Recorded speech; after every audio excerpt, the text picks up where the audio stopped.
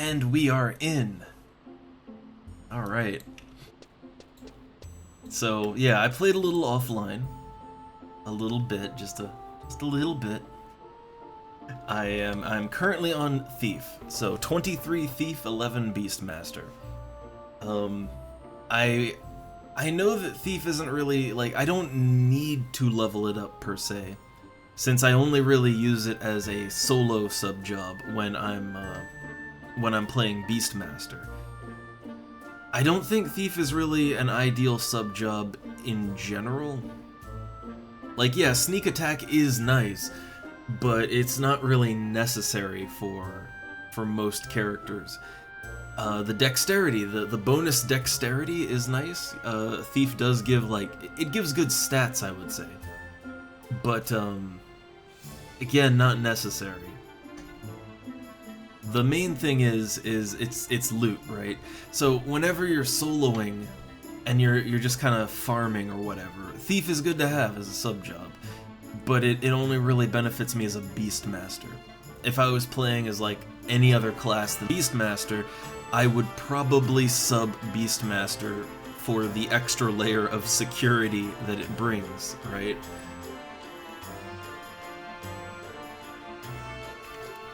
So yeah, it's not something I have to level up, but I want to. I would like to at least get it up to 25 so that I can use Flee. Flee is just such a fun ability, and it actually can be quite a time saver, too. When you're just kind of quickly dashing between destinations. It's like 30 seconds of Chocobo-esque run speed just out of nowhere, anywhere in the game, and that's really valuable.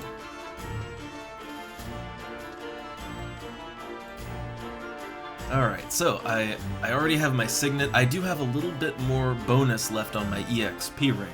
A little bit, just a little bit, right? Not a lot, but a little.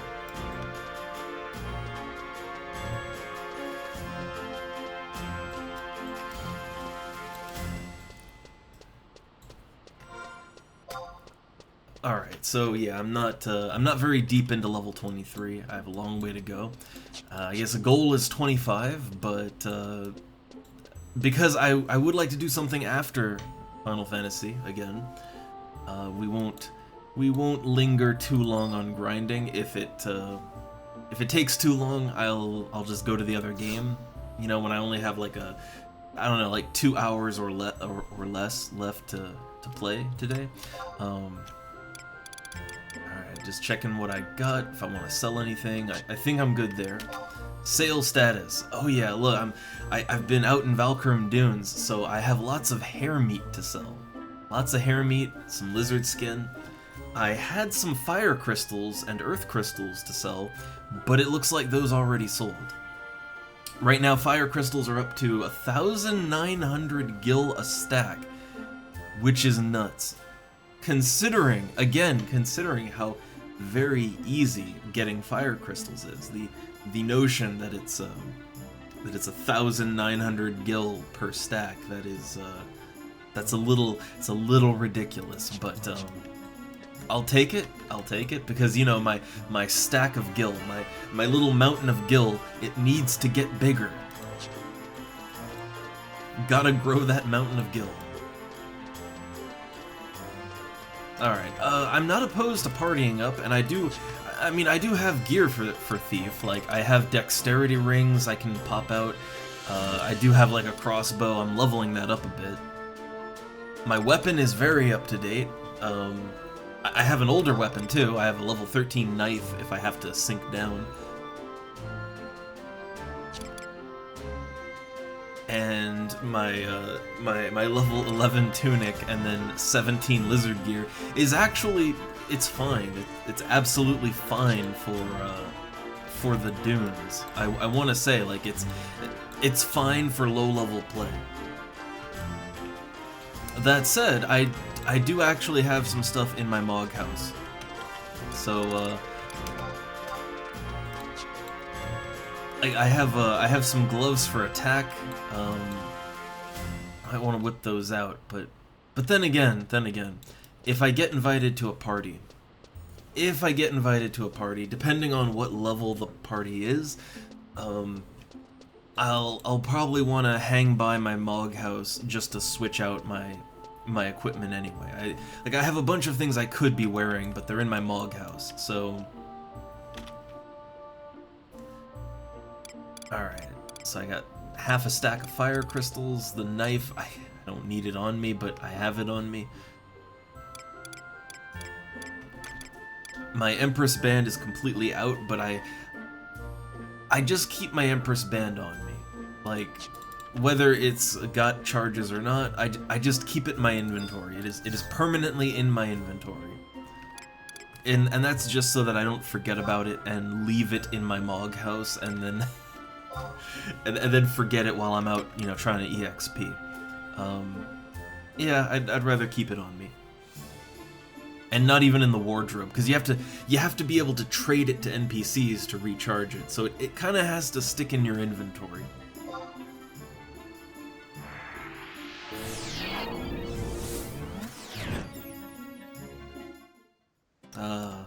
The Dunes. My favorite place in Final Fantasy XI.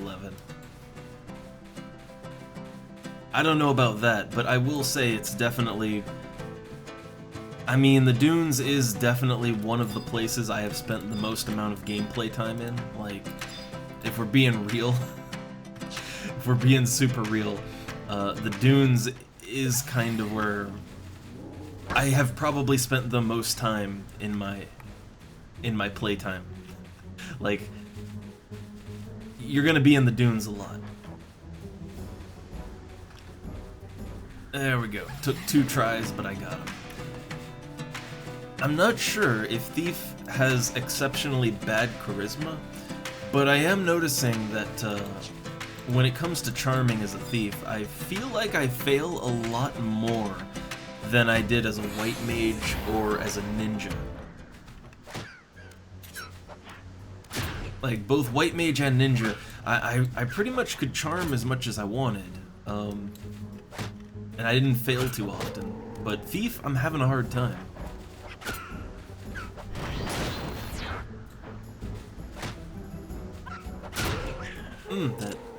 That good sneak attack.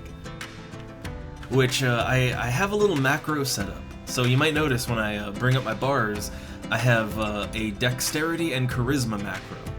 So, when I hit one of those, I'm sure there's a better way to do this, but this is how I decided to do it. Because I don't have that much that needs switching. So, I have a thing here that will switch me between my, it's mainly my rings. The headpiece, the ribbon, I don't know, that doesn't really matter. It doesn't really matter. But it's the rings, right? So when I have a pet, I switch to my dexterity rings. When I don't have a pet, like when I need to score a successful charm, then I switch out to my charisma rings. So I can kind of swap between the two as needed fairly easily, and that way I can charm when I have to, and I can get those big ass critical hits when I need to.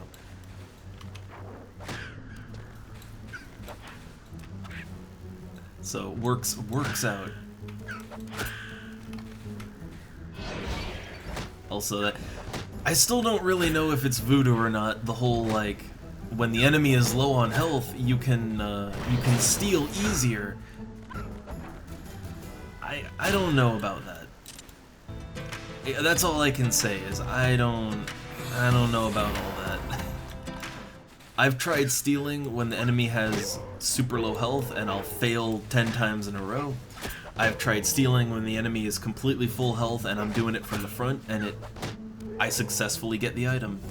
So all I can say is, while the enemy's health and whether I'm behind it or not, while I am sure that might affect the chances a little bit, I think it must be such a tiny, it must be such a tiny variable, and there must be such a random variable to it that it doesn't really matter.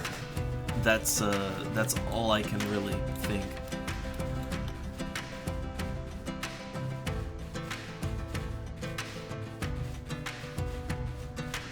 So I guess doing it could maybe might increase my chances, or maybe not. I do not know. I can't. Honestly, I can't tell you. I can't. Like, I've played around with it, and sometimes it seems like I'm more successful when the enemy's low health. Then other times it doesn't. Yeah, like it's unclear, and it's like I successfully steal at full health from the front, and it's like, well, what does that prove? And I'm not sure.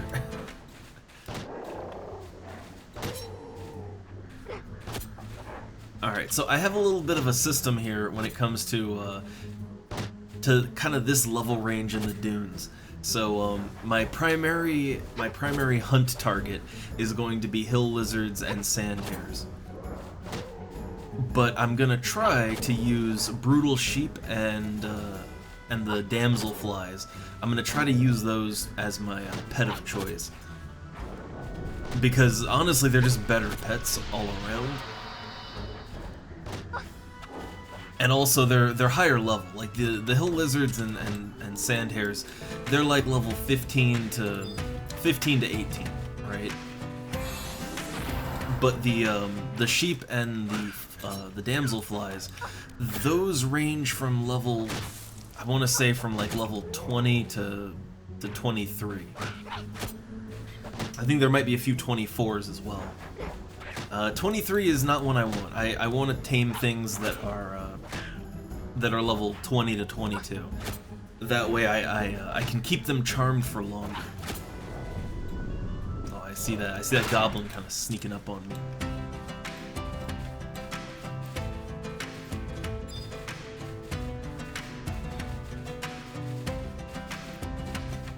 But yeah, I'm gonna keep my party flag up, so I'm just Beastmaster / BST soloing while I'm waiting for that group invite. Also, I didn't switch back to my charisma gear, but I still managed to charm it. Again, stats are a placebo. Stats are a big old placebo in this game.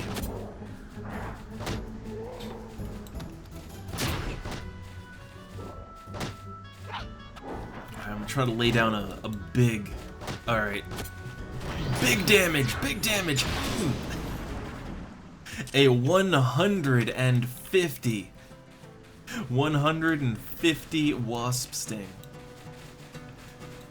So, okay, I'm 100% sure that wasp stinging an enemy would do like nothing in normal vanilla Final Fantasy XI.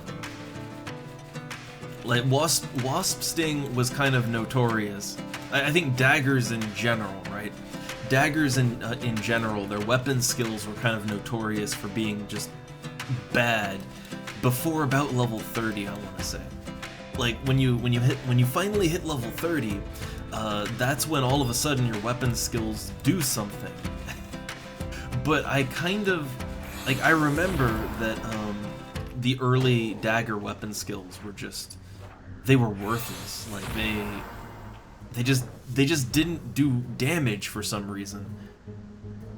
And it always felt strange. I think it's because they're more status effect oriented. If I had to guess, right? They're a little more stat oriented. Like, oh, you apply a poison. I mean, the wind one is elemental, so I'm not sure why that one's weak. But I think a lot of the early attacks are more leaning into status and all that, and they do that instead of dealing proper damage. Or maybe it's just that they don't really interact very well with sneak attack. It could be that too. Well, there we go. They like to resist me every now and then. Gotta be firm with them.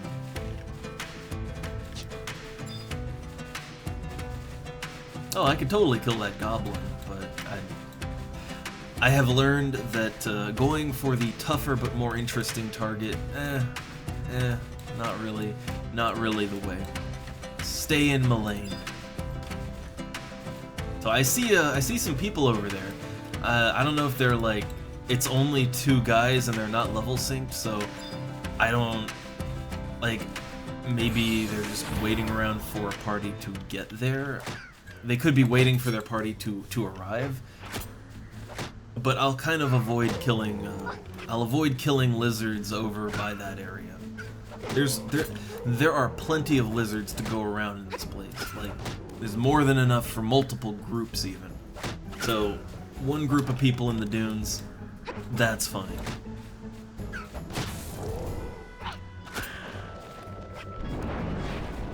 Yeah, see, look at that. I did a low health steal from behind. Nothing. To no effect. Alright, so yeah, I'm gonna kind of, like, all them lizards, that can be theirs, but from sort of like halfway on this hill to the other side, like, yeah, I'll take those. So I should check and see if there's a group over that way, but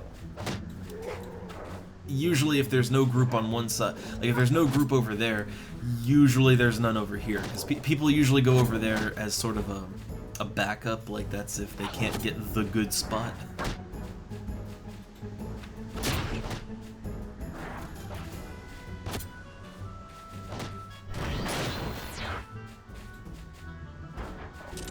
Oh, man, you really took him out.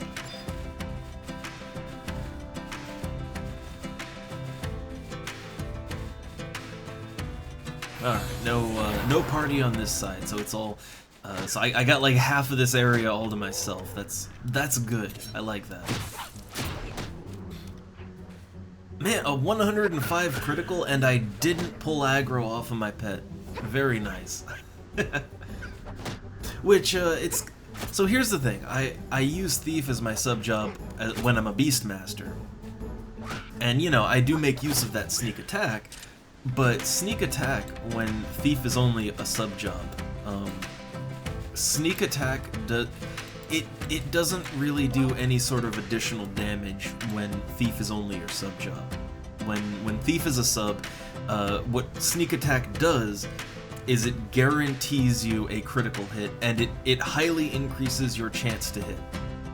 Like a sneak attack it's not 100%, but I want to say it's like a 95% chance to hit. It will almost always hit, and it will critical, but it doesn't do any kind of excessive critical damage.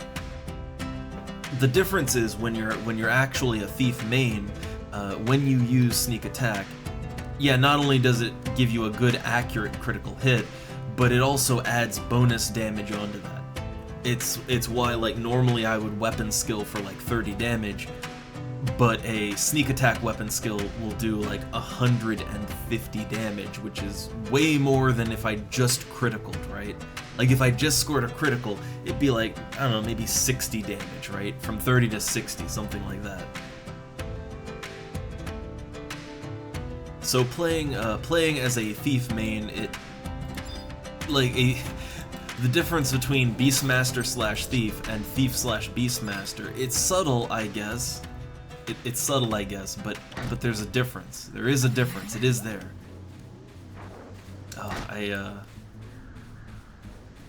I seem to take about two shots of charm to actually get these sheep. There we go.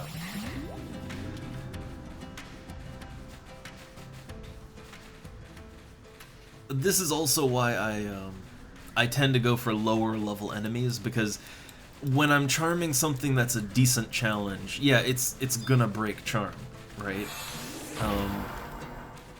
And the one time you don't want to have charm break is in the middle of combat, and if you're fighting like, if you're fighting two decent challenge enemies at the same time and they're both wailing on you, you have a very high chance of death.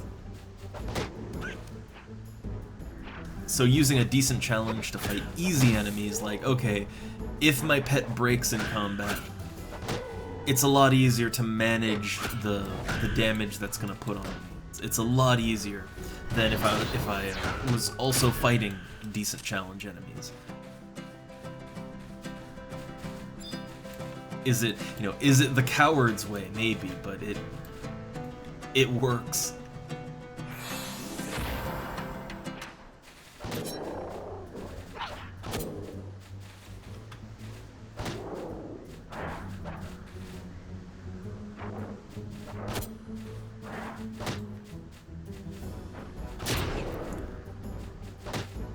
Alright, so the sheep's gonna go down soon, but I think I can solo this lizard.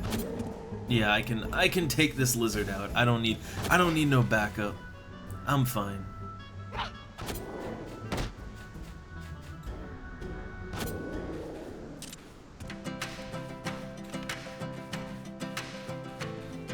Alright, so while I don't have any kind of pet, I would like to get a damselfly. I kind of like those as a pet. But, gonna go over to this area here, just sneak around the goblins. Carefully.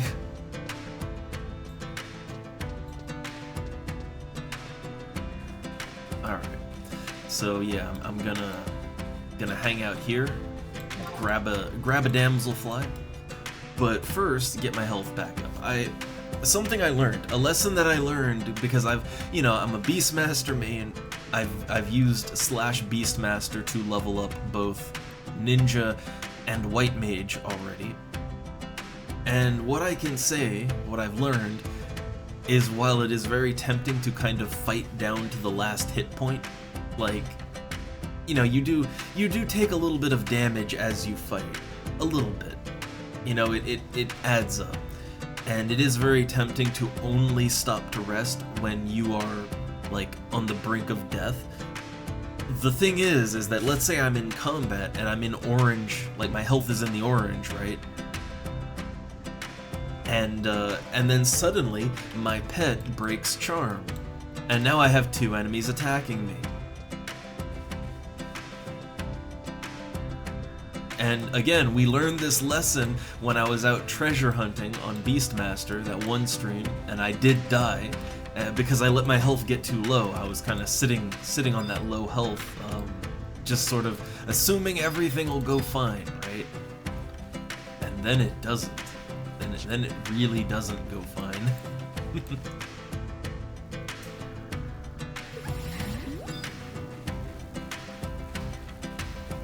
Alright, so while I'm out here, I would like to kind of practice up my range skill. So yeah, I can use a crossbow. The thing is that my crossbow, my skill, my marksmanship, it's really bad. Like I can't use a crossbow. Like I miss a lot. So I'm trying to just whip it out and hit things as much as I can to, yeah, look at that. I'm getting like 0.3 skill points, sometimes 0.5.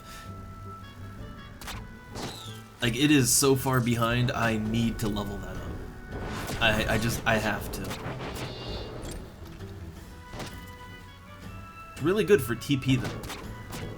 Like, you get like 100 TP a shot.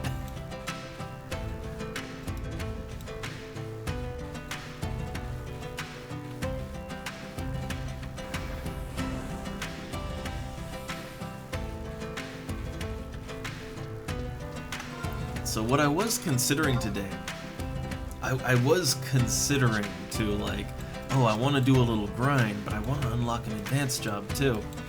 I considered something, but I backed out on the last second, because I'm thinking if we try to unlock an advanced job today, let's go for something like Ranger. That one's, it's fairly quick is the thing. But I was thinking Dark Knight, because that is the perfect mix of grinding and also unlocking a new job at the same time. Because the whole thing you have to do for Dark Knight is, I think it's like 100 things you have to kill, right? It's either 100 or 200, but you have to kill just that many enemies to charge up your sword so that you can unlock Dark Knight.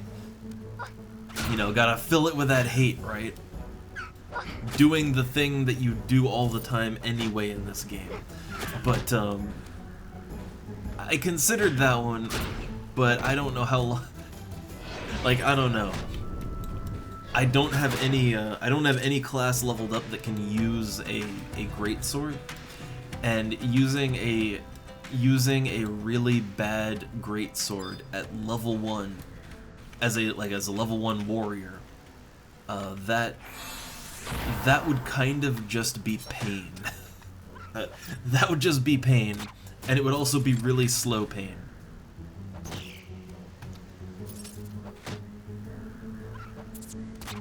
So I'm gonna put that one off for another time.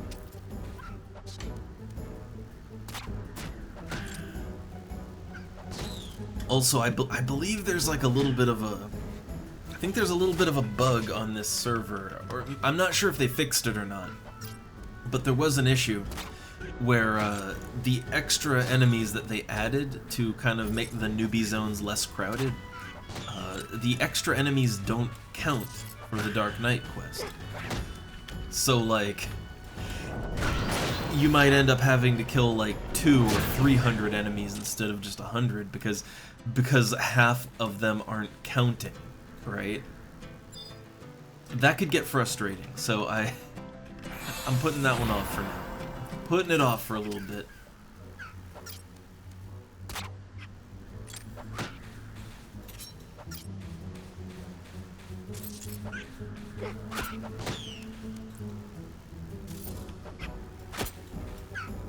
Also, weirdly enough, with Thief, I'm noticing something with my dagger.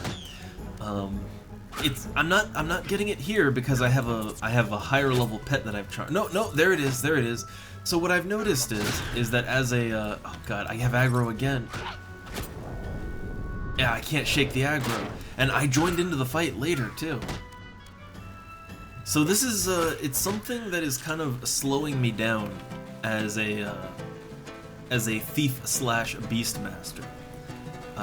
What's slowing me down? Man, so I'm gonna keep my dex rings on. Yeah, what's slowing me down is that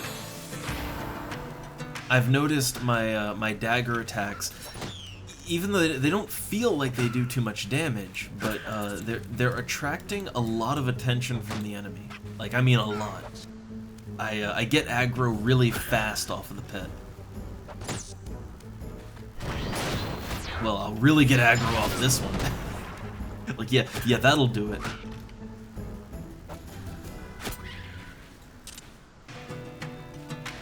Okay, I think the damselfly is about to flip on me. I'm pretty sure it's about to flip. I have kind of developed a sense for that sort of thing. Sort of. I don't set timers or nothing, but I have noticed, like, okay, a decent con enemy, it's only gonna be under my employ for like 5 minutes, right? So, okay, 5 minutes is like, it's a couple of kills, right?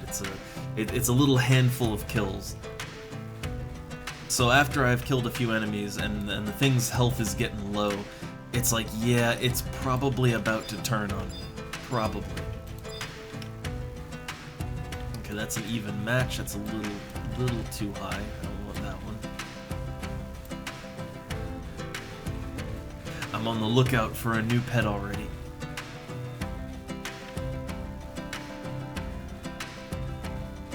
And what's our EXP at? Over halfway. Over halfway to 24.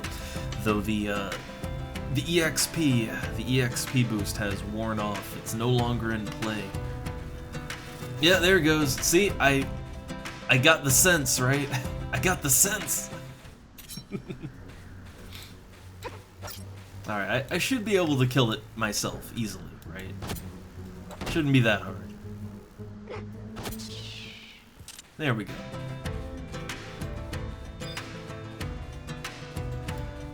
Alright, so we have some choices here. I'm gonna get my health back up and then charm a new one. And again, I do have my party flag up, but I think we've learned this lesson before. Every time that I put my party flag up, no matter what, I think even as a white mage, right, I put my party flag up, and I never get a party invite until I gotta go. That's kind of the rule.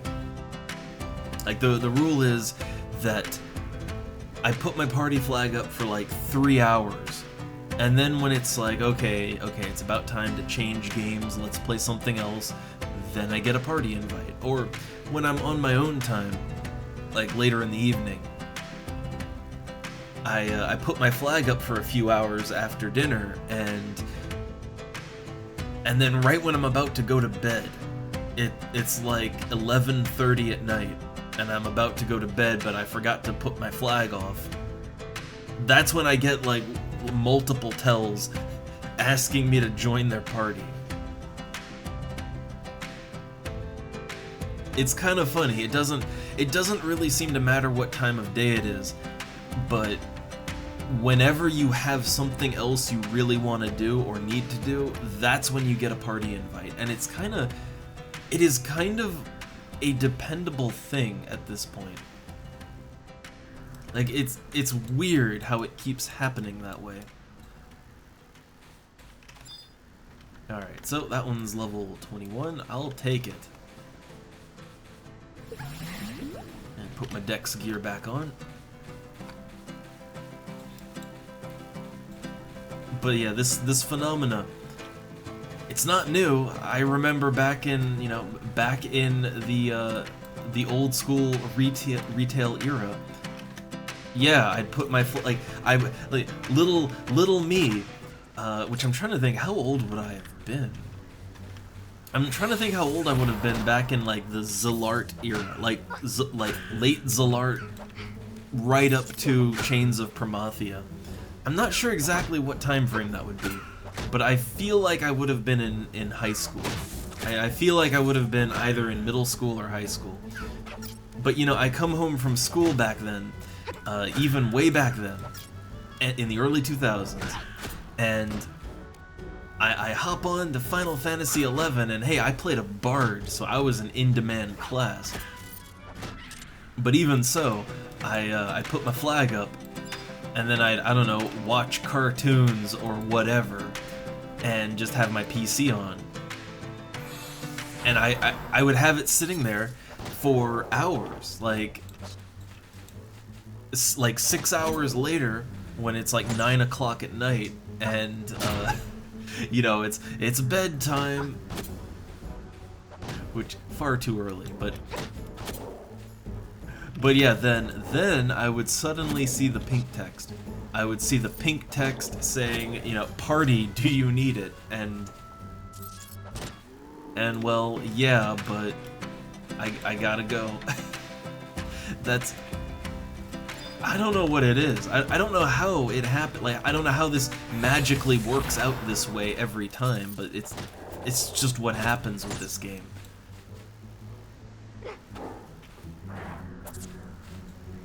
And I think, I mean, okay, like, since people aren't very talkative, this is where I kind of, I theorize and speak to hypothetical person as I'm just grinding, so, you know, I'm slowly losing my mind as I stare at my character destroying these vermin.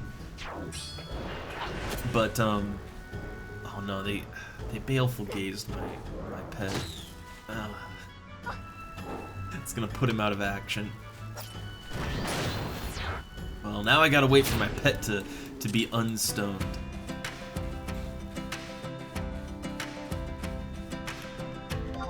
Well, I guess while I'm waiting for it to de-stonify, which also I like how I can do that. Yeah, I can click and drag, so I'm so happy I know I can do that now. But alright, as far as game design goes, it's one of those things where I can see the frustration, and I can see why with Final Fantasy XIV they didn't want to replicate that. And I think honestly a lot of games after that era, they look like it's a bit of a horror story, right? The idea of sitting around unable to play, like unable to do anything solo, and all you can do is just put your LFG flag up and shout to the void, you know, like level 10 thief LFG, you know, that's all you could do, right? And you'd just be waiting for hours before a party would come along, and that is the subject of many a horror story. So I can totally see why, for a lot of games going forward, they just they kind of completely did away with even the concept of needing to look for a group, and instead they put everything on matchmaking. Like, you know, you put yourself into a queue and you automatically get match made with a bunch of other people, and you know, you just do the content, right? I get it. I get why that came about. I don't necessarily like it, but I get how that came to be, right? But I think you don't necessarily need a full-on, like, automated matchmaking system to make a playable game. I think really the answer is you need to allow players to kind of solo a bit, right? Like, yeah, players shouldn't be able to solo. Like, they shouldn't be able to solo boss fights. They shouldn't be able to solo like difficult hard content, but they should be able to solo enemies that are lower level than them to get EXP and money, and to knock out, you know, lower end quests. They should be able to do that. Oh, there goes my fly.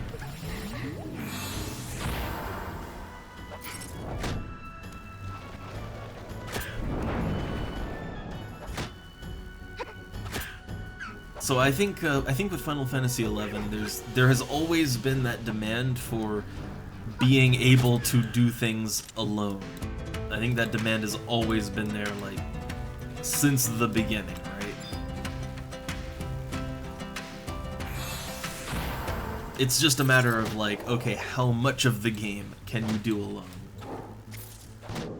And how easily can you do it?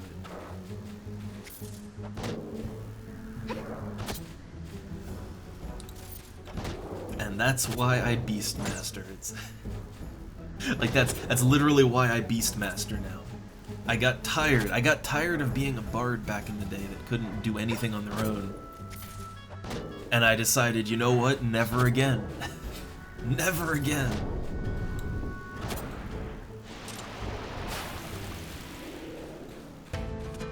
Oh, it's a lot of items there.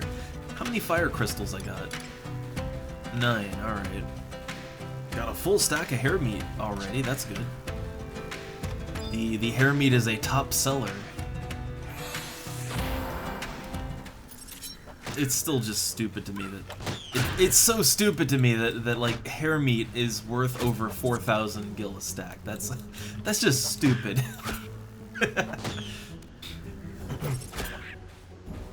True, very true. Also, hey there, Rumthorpe. Yeah, actually, if I actually play Bard on this server, which I probably will, I like the idea of being, you know, the minstrel of the group, dispensing buffs and debuffs with the power of song. I like the concept of that, right? But if I do it on this server, yeah, I'd probably just slash Beastmaster most of the time. And Bard would be really good at it. Like, I mean, hell, anybody. Any class with some charisma gear is good at it, but Bard especially. Because, you know, they got that good charisma. But that's probably how I would do it on this server. I mean, I'd still want to group up, obviously, because grouping is fun, but I would probably spend a lot of time soloing as a slash Beastmaster. Are these all even matches? They are. I know this. Well, my damselfly is almost dead, so I need a replacement now. Oh hey, skeletons are out. It's skeleton o'clock.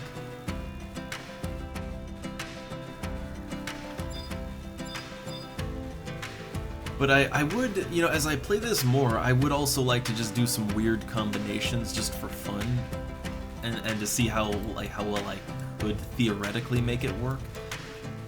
Like in retail, back in the day, I remember, yeah, Bard was kind of my main thing, but I mean, I did also play you know, I played White Mage and Red Mage too. And I think once I unlocked it, a class that I really liked back in the day was Dark Knight. But here's the funny thing. I know that Dark Knight is primarily a DPS class in this game, but the way that I played it most of the time back in the day was as a tank. Like, I remember most groups I got into back in the day as a Dark Knight, they invited me as the tank of the party.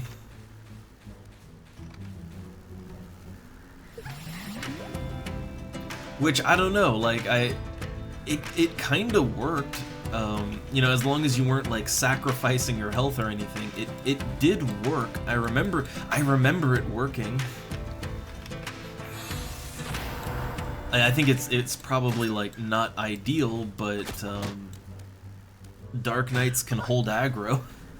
They can hold aggro, and as long as you're not sacking your own health, like they can wear the heavy armors, right? So it can work.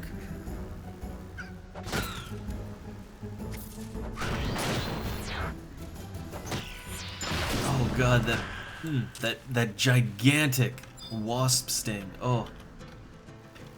It feels so good that dagger sneak attacks actually do damage. Like, they actually do damage. I remember it used to be I remember that it used to be well, like, classically thieves would use a sword up until level 33-ish, I think. And it's because, like, dagger weapon skills kind of suck. And dagger damage tends to be a little low without it, but I don't know, here, like, Wasp Sting is a monster of a sneak attack. I guess that is kind of how it always worked out, right? Is lots of classes can technically tank. It's just not ideal, and I mean, in harder content, like, they'll really struggle, but I guess, yeah, okay, what I remember seeing a lot, what I used to see a lot, also let me just heal up. What I used to see a lot was, yeah, Dark Knight tanks, samurai tanks. I saw a lot of samurai tanks back in the day. And also on other private servers, too. Lots of monk tanks. I mean, warrior. Warrior is kinda sort of a tank class. Kinda sorta. Like, warrior, because, you know, like, at the start of the game, you don't have paladin or anything, right? So at the start of the game, warrior is the tank class. It's all you've got. But even then, like, they're better at dealing damage, right? I think it's just, yeah, like, a lot of things can tank, it's just not ideal, but I think back in the day, we were a lot more willing to go with non-ideal setups. Like, what I remember is back in the day, we were much more open to kind of just making a group with whatever we had available at the time, because, you know, you could not go to the toilet without a full party. You know, you have to gather your party before venturing to the bathroom. And because of that, I think people were more willing to just take whatever you can get, right? And then make it work. But yeah, these days on private servers, people tend to play a little more min-maxy. It's another reason I like being able to solo, so that I don't have to deal with that type of player if I don't want to. But back in the day, yeah, like, it was kind of whatever goes, you know, and I like that. Well, so, like, here's the thing. This is as high a level as I've ever gotten. Well, not this, but my level 60 Beastmaster, my main job, right? That's as high as I've ever gotten in the game. And I don't have much experience with warrior. I actually don't see that many warriors in the game past level 30, right? Past level 30, I very rarely see warriors anymore, like, ever on any server. But I guess, like, what happens around 40? Is it that they get? I mean, it can't be that they get weaker, right? Because I guess maybe is it just that they is it just that they're I don't know, like their defensive abilities just don't really improve, or is it that they get more, like they get more offensive abilities, so it's more practical for them to DPS? Because I think they do get like some good offense, right?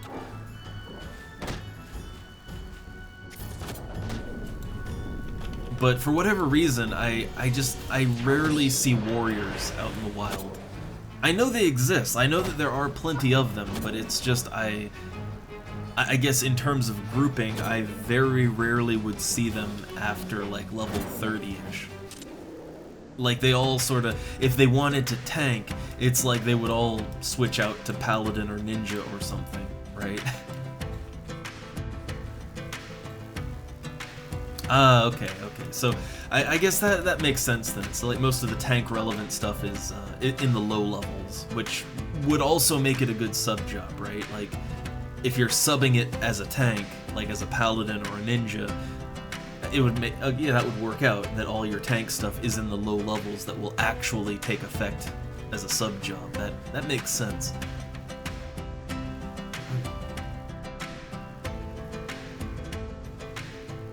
But I don't know. I guess I would like warrior to be considered as a real tank, just because again, maybe this is me. I did my time in Final Fantasy XIV, and one of my favorite classes was warrior, right? You know, they could either early on they could either be DPS or a tank, and they were just damage monsters, but also could tank, and you know they were weaker at it, but still. And I guess like what I want out of warrior in Final Fantasy XI is I guess I want that, right? That sort of hybrid. But yeah, I don't know. Oh, hey. Let me recharm. Okay. They got a little wily on me for a second there. Had to calm them down. Huh. So yeah, I guess the thing is, most of the partying that I've ever done in this game is in the lower levels. Like I have grouped up like up to level 50, and on this server, I mean, yeah, any grouping I've done over 50 was just it was as a Beastmaster, right? So you know, that's a very non-conventional party. Also, the Hill Lizard, I didn't think it would manage to burn through my my fly so quickly. So now I wanna grab a new one. Ah, okay. So like 4 DPS with ninja sub, and then you kind of like swap around. I mean, I've seen people do that in the low levels too. Like I've seen lower level parties that'll do that too. And I don't know. To me, that always felt really cheesy. Like, I get it works, right? It totally works, but something about that just feels so goddamn cheesy. Like you're breaking the game in a way that is a little, like, it's too easy, right? But you know, whatever works, it works, right?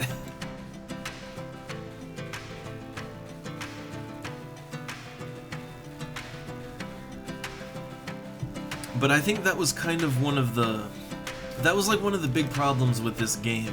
And I think it's one of the things that Horizon is at the very least trying to address, because I know they made the recast time on Utsusemi-ichi. They made it longer. But like Ninja as a sub job is like, it's way too prolific.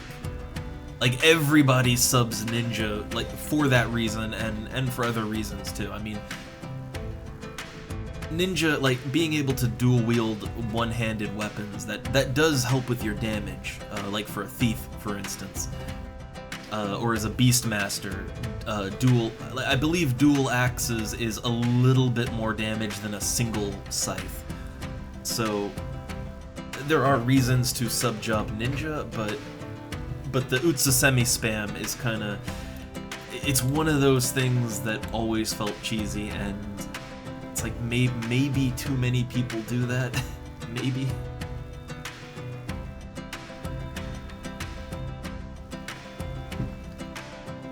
I don't know. I am not one to talk about the balance of the game. I mostly have experience on the low end, like the 1 to 50 game. It's so rare that I get over level 50, and on this server, I'm mostly soloing over level 50, so it's not even, you know, I can't really speak about balance all that much, right? But I don't know. It's just the Utsasemi thing. It felt like a little bit much. Just felt like it. Cause yeah, like they nerfed it. They nerfed the Utsasemi spam. I think they added like 15 seconds or so to the timer, right? But even with that, it's still too good. And I guess here's the thing, right? Like, I play a Beastmaster, right? And I know that a lot of people are salivating for some nerfs to that, right? But the thing is, like, I guess you sort of have to look at why people do the things they do, right? And like, okay, why do people use the Utsasemi spam? And I mean, the reason is because out of all the options that are available to you, the Utsasemi spam tends to be the easiest and most clear winner as far as like, what should I do, right? So I mean, if you just nerf Utsasemi into the dirt, like, I don't know, give it a 2-minute recast time, right? Like, yeah, that would solve the problem, but it wouldn't solve the underlying problem, which is why people do it, right? Because they need some kind of edge, right, to make parties work, and that's kind of the easiest edge you can get, right? So I feel like maybe, I don't know, if Horizon is gonna do anything, maybe look at bumping up the effectiveness of some other combinations. Make other combinations more appealing, so that the Utsasemi game is not the only thing people are like. It's not the only option people look at. I think that might be a better way to go about it, instead of just nerfing it into the dirt, which, you know, like, I feel like that's probably what's coming to Beastmaster, even though I don't feel like Beastmaster is really that overpowered, at least compared to what it always has been, right? Like, it's always been the solo class. It's what it does, but you know, nerfing it into the dirt it's not gonna really alleviate the core problem, which is that people need to be able to solo, or else they can't do anything. Like, people need an option for that. I don't know, a bit of a rant, but it's something I've noticed in general, is that when it comes to balance, right? And this is something that private servers do, it's something that big AAA companies do. But they tend to just sort of look at, like, okay, what's everyone doing? Is everybody doing this one thing? Oh, we don't want that. We want them to spread out and do other things. So they nerf the one thing into the dirt, right? And then all that really does is make everybody angry, because they were doing it for a reason, right? There was some underlying reason why they were doing that. Not necessarily just to be overpowered, right? But I think generally, better to bump up the underperforming things rather than to nerf down the overperforming ones. Like, bring everyone up to that level, not bring everything down to the bottom, right? But that's just it's a general game thing I've noticed, particularly with MMOs. It's a general game design thing, which I kinda hate. Another way to look at it is they patch out all the fun, right? All the fun, just patch that right out. Uh-oh, there's the venom. That's actually a pretty strong venom, too.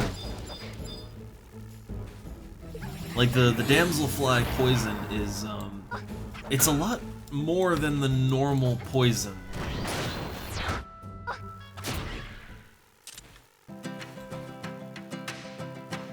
Or is it? Wait. So I'm looking at my health bar here, and I'm only taking 1 tick of damage per tick. Wait a second. Is it, or is it the lizards? Is it the lizards where they're like they have like their plague breath? Or did they nerf it? Like, I'm not sure. Am I just mixing things up, or did they nerf it? But I seem to recall the poisons from the various enemies in the dunes. I seem to recall it doing 3 points of damage per tick. Like, I have died to poison in the dunes, alright? Like, I have died running back to Selbina from poison. Huh. Then that has to be a Horizon thing, because I swear I'm not crazy. I swear I've been hit by like 3 HP a tick poison out here, and it's killed me real bad. Like, Also, hey there, Bitman. Bitman. I'm not sure I'm saying that right. Like, Bitman or Bitman. Saul Bitman.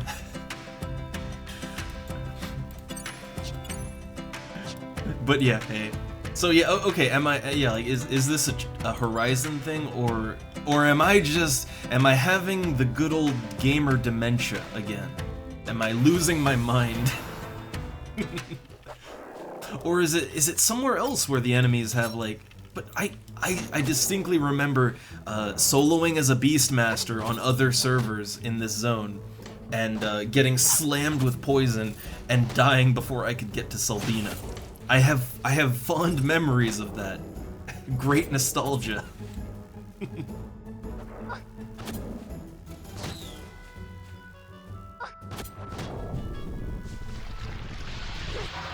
I guess I'll have to look into that one later, but I just recall stronger poison.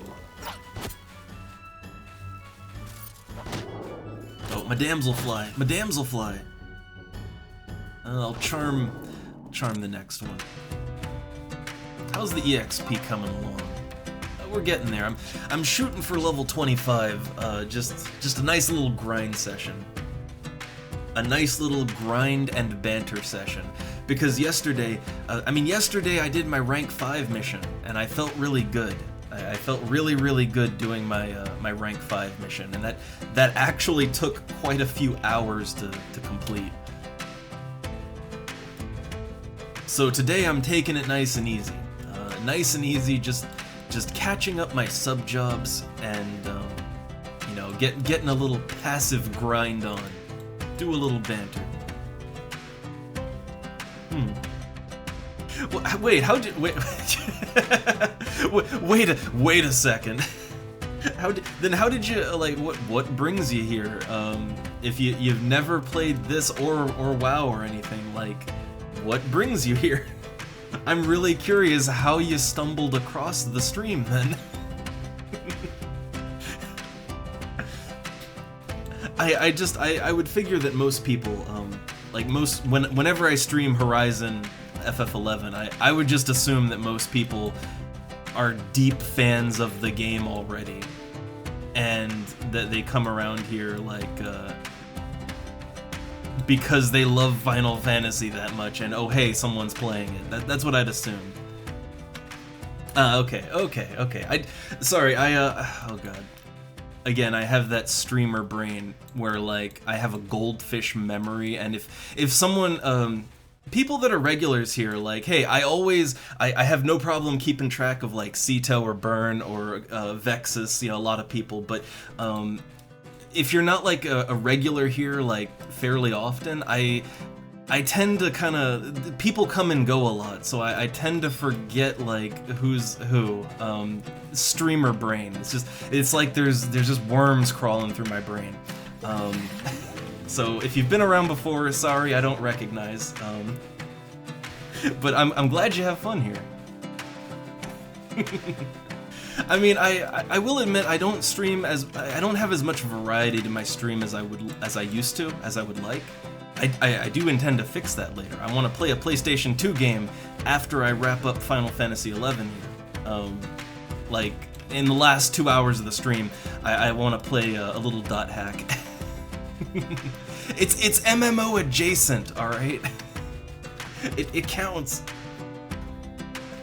But I used to have more variety, but I sort of, the way that I work is I play the games that I am currently really into, right? Because I don't want to play things just to kind of, just to bring in traffic or whatever. Like, I play games that I like or that I'm interested in, even if they're bad. Like, it doesn't mean I just play good games. I play lots of bad games too, because sometimes that's fun to me. But I tend to just play like a certain game for a really long time. I get focused on it, but eventually I will switch it up, and I try to consciously play other things every now and then too, just to mix it up. But that's how I get stuck playing, like, I think I've been playing the XCOM files for like damn near 2 years now. Like every weekend I play the XCOM files because I still really like it, but I think our save file has been going for like 2 years now.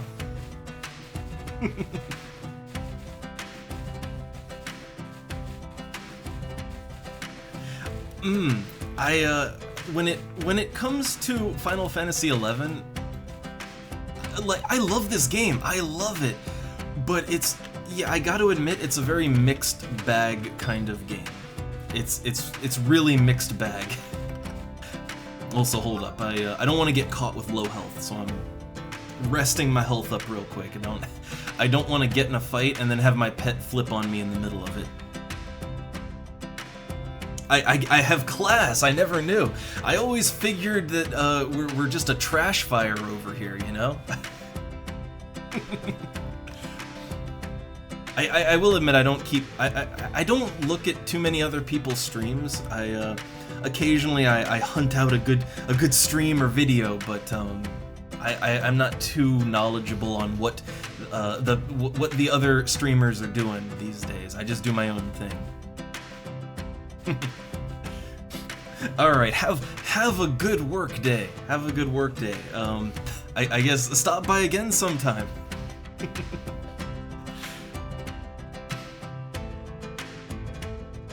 But, okay, so I got me on a little bit of a train of thought here. That FF11 is both a good and a bad game. So I guess I'll answer that one real quick. I love a lot of the ideas of Final Fantasy XI in its classic form. I've seen a little bit of what this game has become now, and I think I like it less. I don't know if the game is, but for most people, I don't know if it's changed for the better or the worse. It's different, right? But the classic experience, it's really memorable. I think if you can say one thing about the classic Final Fantasy XI experience, it is incredibly memorable. You will make memories playing this game that will stick with you for the rest of your life. Now, big asterisk, some of those memories are going to be, some of them are going to be good.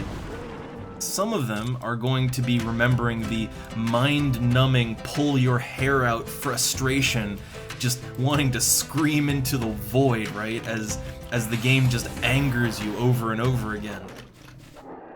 So that's what some of those memories are going to be. But the thing is, either way, it's gonna build really strong memories that will stick with you for your life.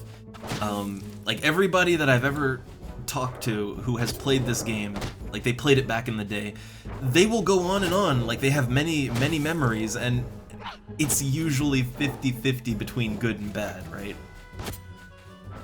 But the fact that the game still sticks with them, like, what, nearly 20 years later, that says a lot, I think. That's some mental staying power right there. But as far as, like, okay, if I were to suggest, could I suggest this game to a friend, right? Like, let's do a little hypothetical here, and hypothetically, let's say I had friends, right?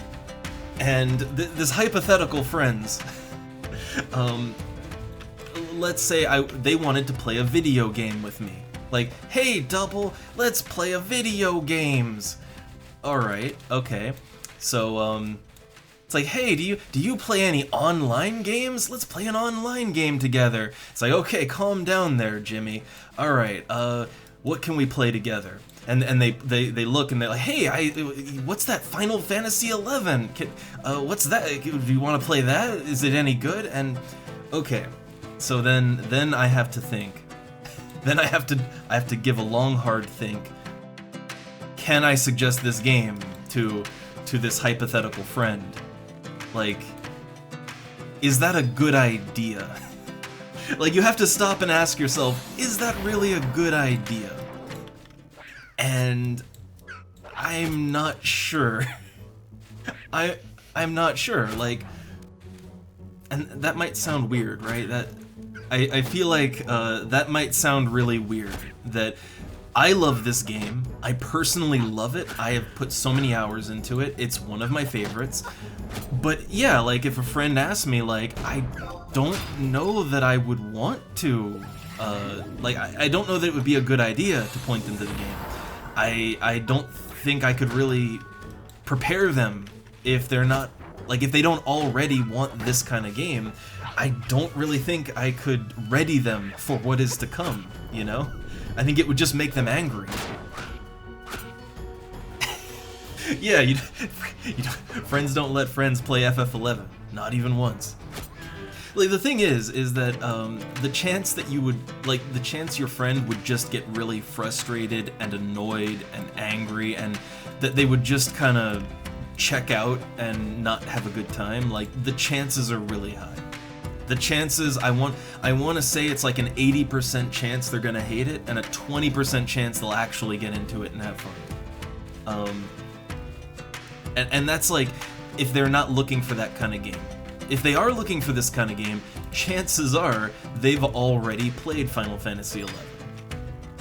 You know? Like, if they want this type of experience, they probably already know and have played it before. But if they don't, if they're not that kind of player, I don't think they'd have a fun time with this, I'm gonna be honest. And you can do a lot to try and ease someone into a game like this, you know? You can, like, hey buddy, I'll party up with you, I'll help you to do your quests and missions, you know? Like, you can do a lot to soften the blow and cushion it, but at the end of the day, there's so much about the game. And, like, I know some people even get hung up on the interface of the game. Like, they can't even get past just the UI. But, I don't think there's anything you can really do to keep someone playing a game like this. They're just gonna hate it, and they're gonna hate you for suggesting it and wasting their time.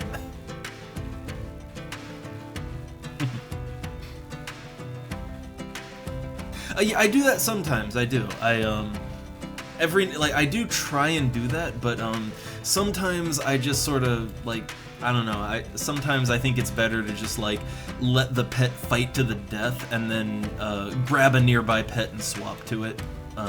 Like, if you're in an area that has a high density of mobs, I kind of find that works out pretty good. So I'm not wasting any hit points on anything. But I sort of flip-flop between how I treat my pets. That could sound really bad taken out of context. could sound bad out of context.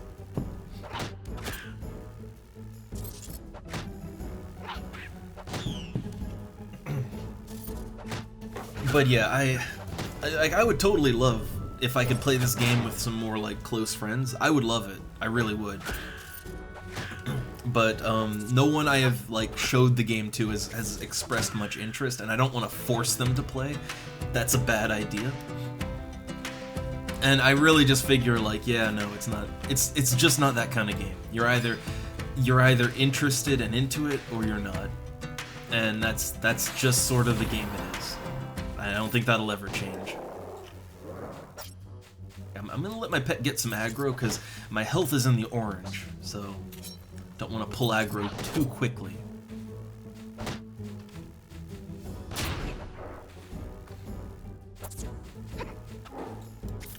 Like, there's a lot of other games though I could suggest someone and be like, yeah, this is a good game, and hey, maybe it's not to their taste, right? Like, every now and then my taste is different from someone else's taste, and oh, it's not quite for them. But I think there's a big difference between that and pointing someone to a game where they're really only gonna get angry, right?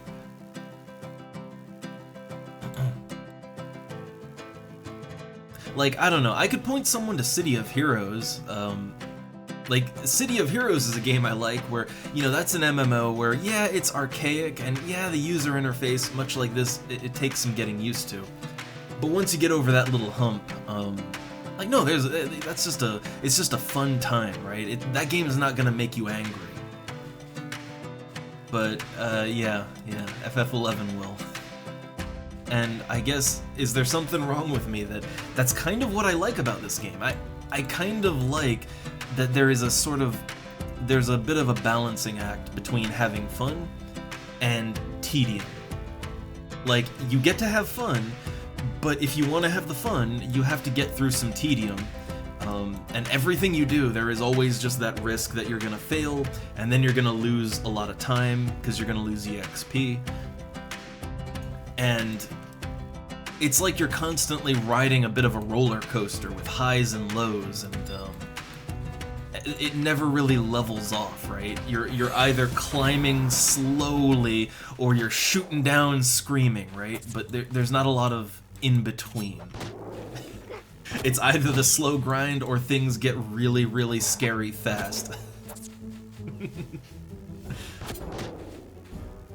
But that's kind of what I like about this game. It is what I have always liked, I think. And you know what? This isn't just an MMO thing either.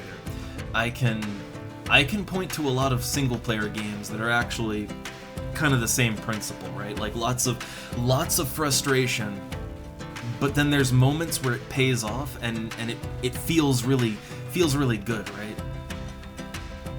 And that's actually why I play a lot of, I guess, bullshit, maybe not overly difficult, but just sometimes even just broken, janky games. Like, you know, there's a lot to wade through, but if you do, there's a payoff, right? And I like that. That's kind of how I like my video games. I like to wade through the swamp, because at the end, there's a big, shiny treasure chest, right? But you gotta wade through the swamp and probably a sewer level or two to get there, and that's how I like it. I don't know. Maybe I'm the odd one out on that one. Oh, here we go.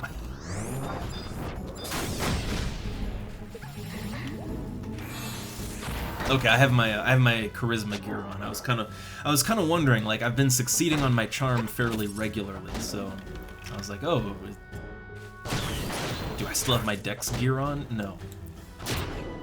I'm just gonna keep my charisma... Like, honestly, I'm gonna keep my charisma gear on because when I wear my dexterity rings, I tend to hit a little too much, right? Like, I'm hitting too accurately, I'm criticaling too much, I pull more aggro off the pet than I would like. So I'm gonna stick with charisma gear to kind of downplay my damage. That's actually something I, like, as a Beastmaster, that's something I consciously do. I consciously use weaker weapons because I don't want to pull aggro off my pet. I want my pet to be the tank. Like, I still want to do damage, I want to be able to auto-attack and just, you know, just auto-attack and let it go. But I don't want to be the hero, right? I don't want to get too much attention.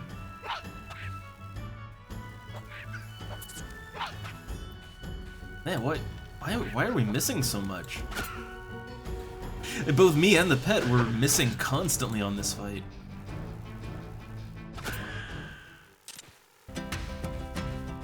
Alright, so the pet is almost dead, so I could do the swap thing here, but I'd like to swap out for another good pet, like a sheep or a damselfly.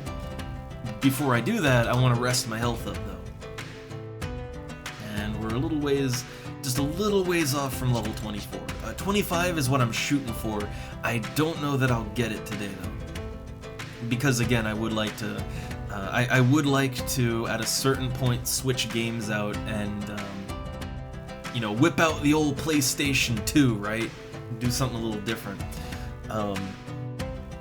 So we might not go all the way to 25, but 25 is my goal so that I can use Flea. I really like Flea. It's a fun little time saver when you're just traveling around and you don't want to kind of go out of your way for a chocobo or something. True, I could just log out. The problem is that logging out isn't as quick as it should be. Like, with Horizon at least, most of the time, I think not always, but most of the time when I just log out, the game crashes. So I sort of, you know, I would have to completely relog, and I'd rather not do that. It's also, I'd hate to do that for the, because like if I pop out of the game, it's gonna black screen you guys, and I'd rather not do that. That's the thing. That is, I totally, like, I get it, that's a good strategy, but when you're streaming, that's not a good strategy. That's a bad stream strat right there.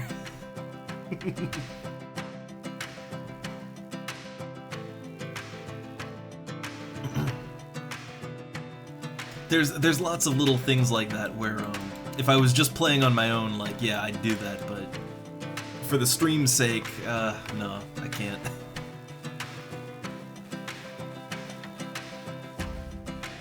Huh. I didn't know about that. So, wait, I mean, how do you tell, like, what is the 30-minute timer? Like, how do you know when to log in or out? Like, man, there's nuance to this.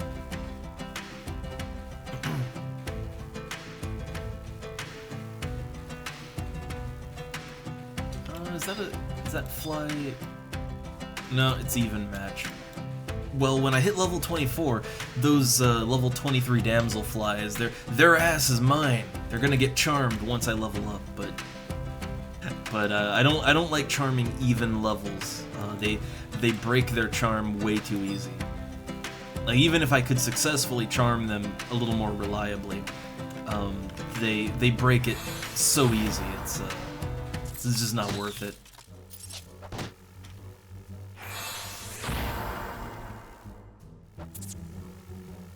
So yeah, here I'm doing the heal thing because we got time for that.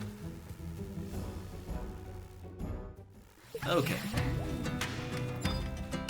And back to the lizards and hares.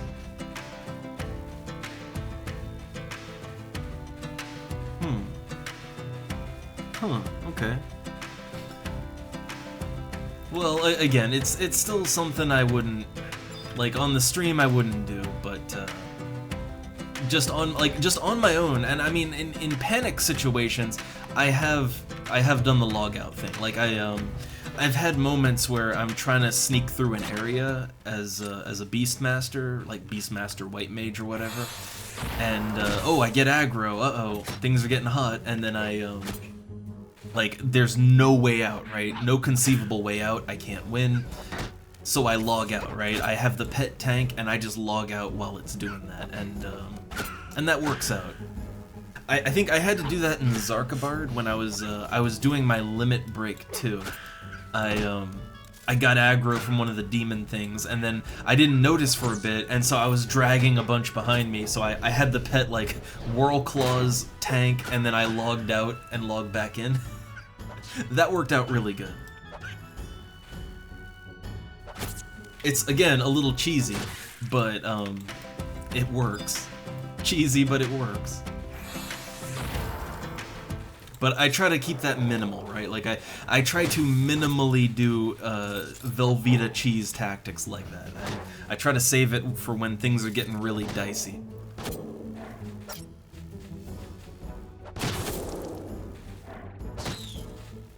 Alright, let's see. I want to do a nice big attack here. I got 3,000 TP.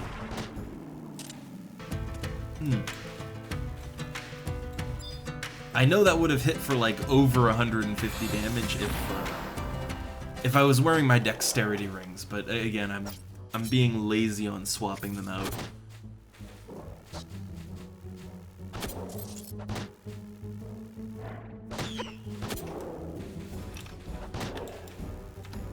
Oh, also, I haven't been stealing anything. I think from the lizards, if I remember right, I think you steal their eggs, right?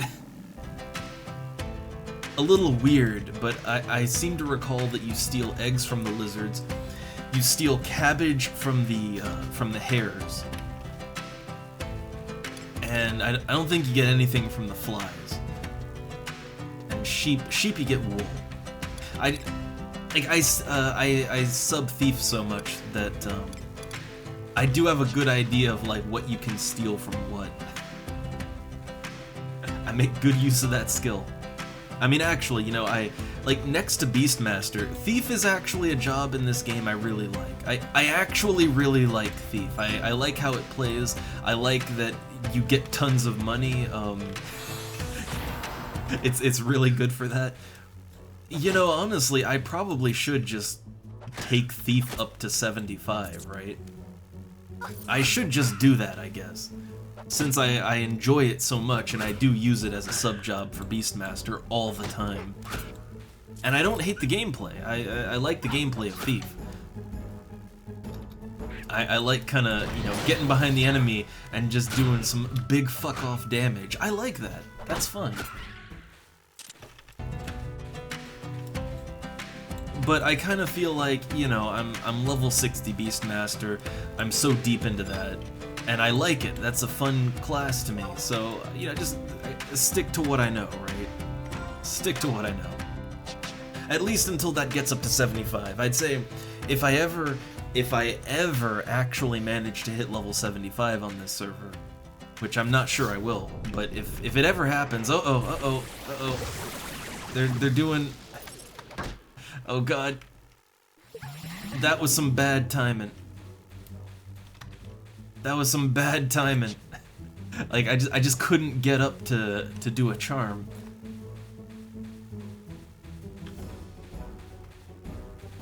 Okay. Well, I can't rest now, so I have to just do another fight, I guess. I'll let the damselfly handle that.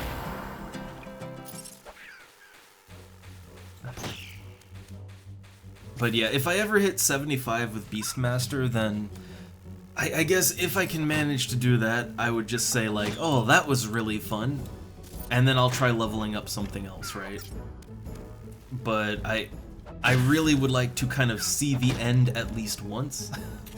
So I'm trying not to split my grind time amongst multiple classes, or, you know, more than I have to, right?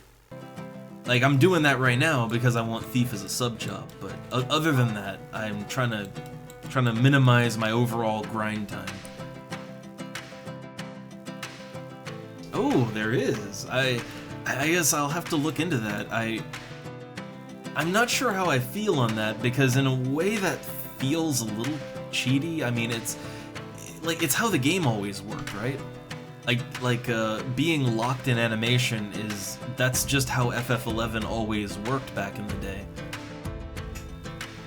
So it kind of feels like that would be circumnavigating an intended mechanic, you know? I mean, I know it's promoted, but it's just, I guess the thing is, for me, I have to be able to square these things away in my head as like, okay, this is, you know, I for the most part am going for an authentic experience, or at least as an as intended experience as possible, right? And I don't know, I think getting animation locked was intended, I think. It's how things always worked. It adds a certain level of risk to sitting down.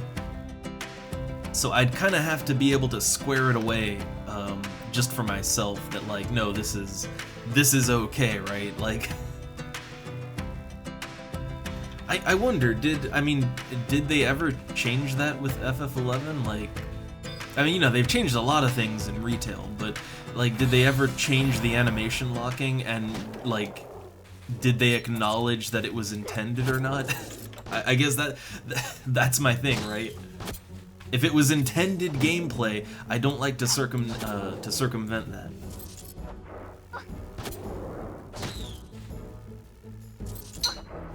It's kind of like how I only started using all maps when I did some quests and I found that they were broken and I wasn't getting my map, right?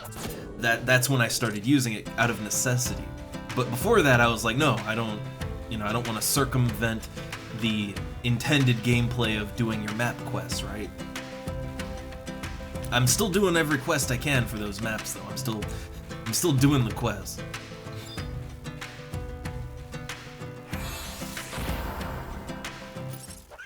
And yeah, I do get that, you know, I get it. It's just, like, I know there's a lot of things that didn't work out the best, and they weren't balanced, and, you know, it's why I like Horizon and the changes they're making. It's just, I guess, for me personally, I look at, like when I play any game, right, I tend to play games in a way where I want to play them as much, like, as close as they were intended to be played, right? I mean, I certainly like breaking games too. I love breaking games, but for a lot of games, breaking is actually intended, right? Like a lot of games that let you do crazy shit, they want you to experiment and do crazy shit. So that's kind of working as intended in a different way. Man, the pet broke that charm already. Ooh. That was a fast break right there. Yeah, and again, I'm all about the, you know, fixing the bullshit. It's just, I guess, you know, the animation lock, I'm just not sure if it was intended to be like, you know, I guess it does sort of give you a reason to pause and think about sitting down when you're in a dangerous situation, because, oh, you might not be able to get back up for a while, right? But then again, there's instances where you might get, like, animation locked in place in a way that you probably shouldn't. Like, if multiple enemies are attacking you, it can happen that you just can't do anything, right? Like, it's not like they're crowd controlling you or anything, it's just because so many things are taking actions on you at the same time, like, oh, you just can't move, you can't act. And yeah, that wouldn't feel like that can't be intended, right?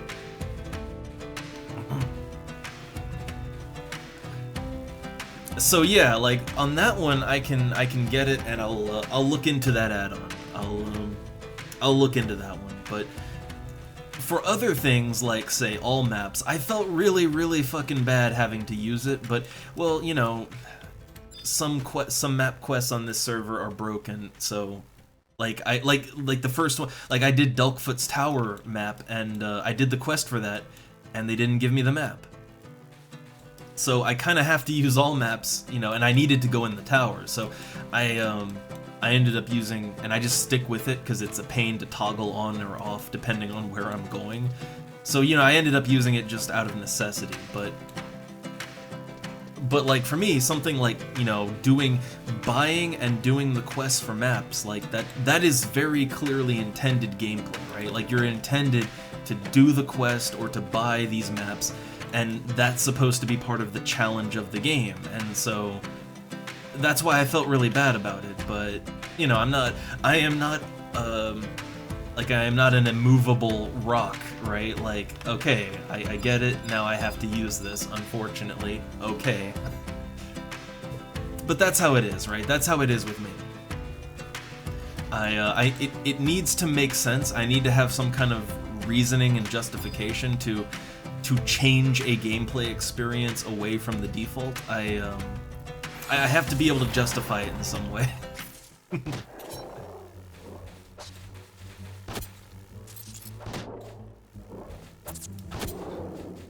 But yeah, the animation locking, I can get that one.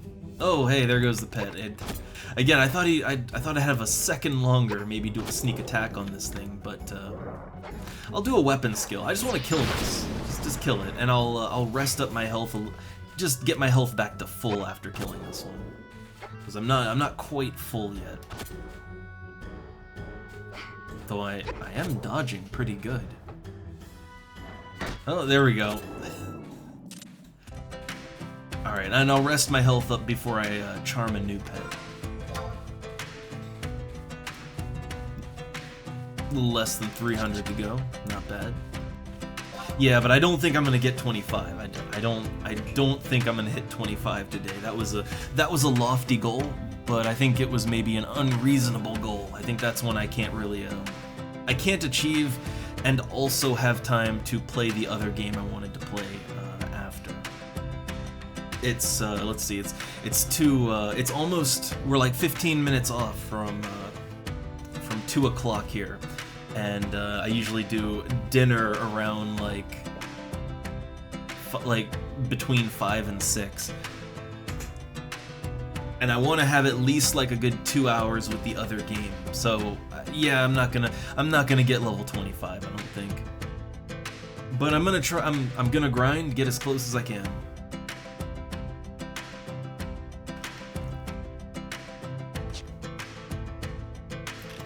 All right.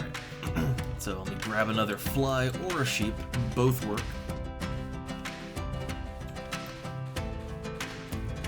But I guess when it comes to add-ons, plugins, modifications, any of that stuff for a game, whether it's an MMO or it's single player, doesn't really matter. For me, I always sort of have to come up with a good reasoning for why I'm doing it. And it goes back to like why I'm playing the game in the first place. And if it's too far away from that original vision, I tend to not like it, and I prefer not to. But if I can come up with a good reason for why you'd want to change something, like, okay, then yeah, I'm on board. That's kind of how it's just how my brain operates. Like, I'm the kind of person that struggles with like hell, when I play Elder Scrolls games, which I do have lots of modifications for like Daggerfall, right?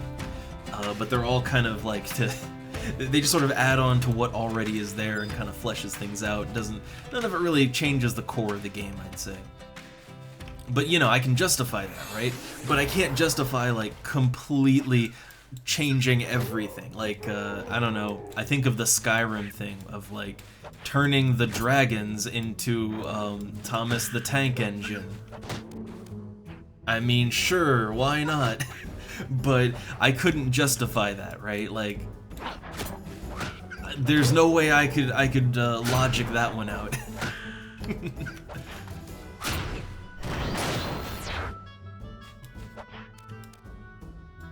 Like, at that point, I don't know, I could play Gary's mod.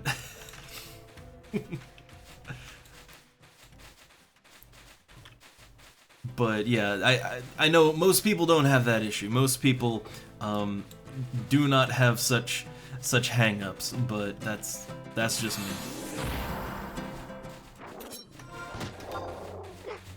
I mean, that said, one of my favorite ways to play the original XCOM nowadays is the XCOM files, you know, which is just like, that's just a massive overhaul, like a real proper overhaul that obviously changes kind of the core game, and I'm a-okay with that. But the reasoning is that it's in the spirit of the original game, right? That's like, it still feels like XCOM. And that's why I don't play X-Pirates, which is just something completely different.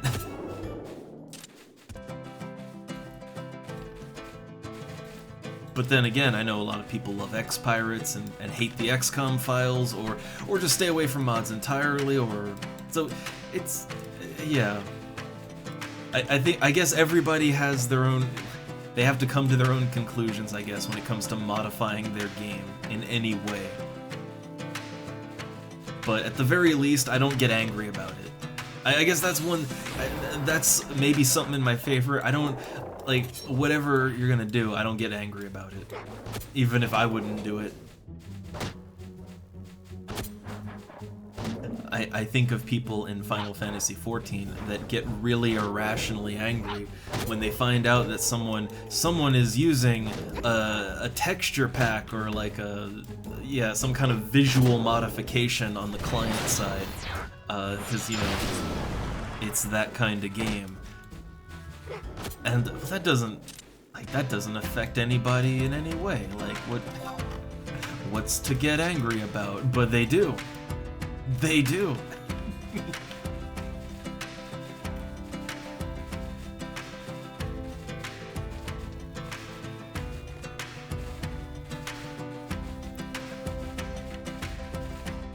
I need one more kill. I need literally one more kill to level up, and then I can charm the level 23 dragonflies, and they won't just immediately break charm on me. But I killed everything. True, some visual modifications can give gameplay advantages. That's a thing in a lot of games, actually. I mean, I think a good example of that would be in... they're not my kind of game, I don't play those kinds of games, but in, like, shooters, you can, like, if you have some kind of texture pack or whatever that, like, changes every texture in the game to be invisible, then, oh, you can just see where everybody is, right? Like... So I do get that, but let's say it's purely cosmetic, right? Like, let's say you are only, you know, you're a Final Fantasy XIV enjoyer, and you're just modifying the game to sexify some of the armors, right? Like, that doesn't affect anybody except you, and I mean, you know, what's to get mad about, right? What's to get mad about there? But no, some people, like, they go fucking nuts about that. Like, they will not tolerate such offense. And yay, level up.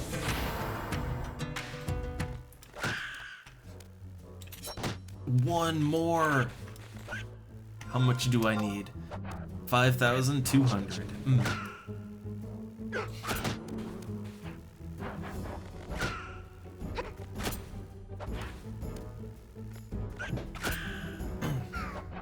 But it's still, I don't know, I guess when it comes to modifying games or private servers, it's still crazy to me that there are, I keep seeing them, but like, it's weird that there are so many people angry about, like, Horizon, which I don't think I've ever seen, I don't think I've ever seen people get angry like that at other private servers.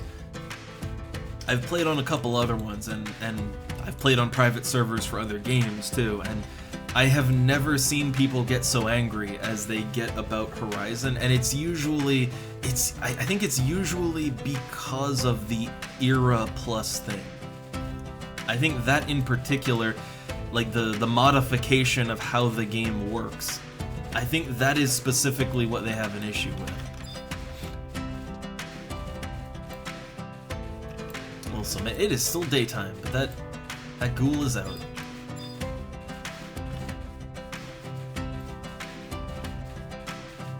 But I don't know. I'll never get getting that mad over a video game. I can't do it. Like, I can't do it. All right, come on, charm. All right, got me a level 23. Okay, so I'll have it take the hill lizard, and I'll finish the sheep off. There we go.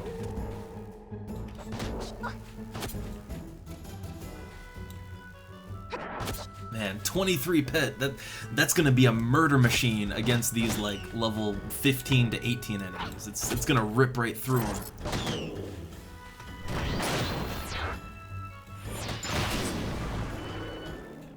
Well, that, and I will too, now that the pet really draws aggro. Yeah, I can more freely sneak attack.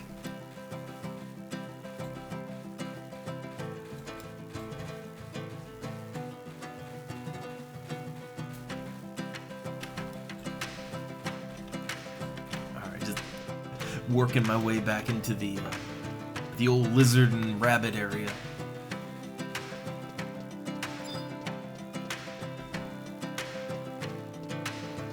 Let's see. Yeah, I'll go for that one. I'll go for that one. It's right by a goblin, but hey, I do have a crossbow. I got me a crossbow.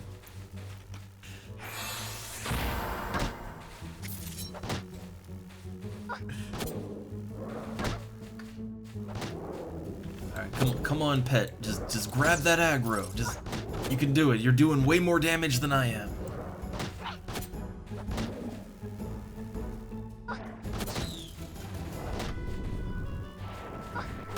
I was gonna sneak attack, but I mean, it's, well, yeah, it's about dead now.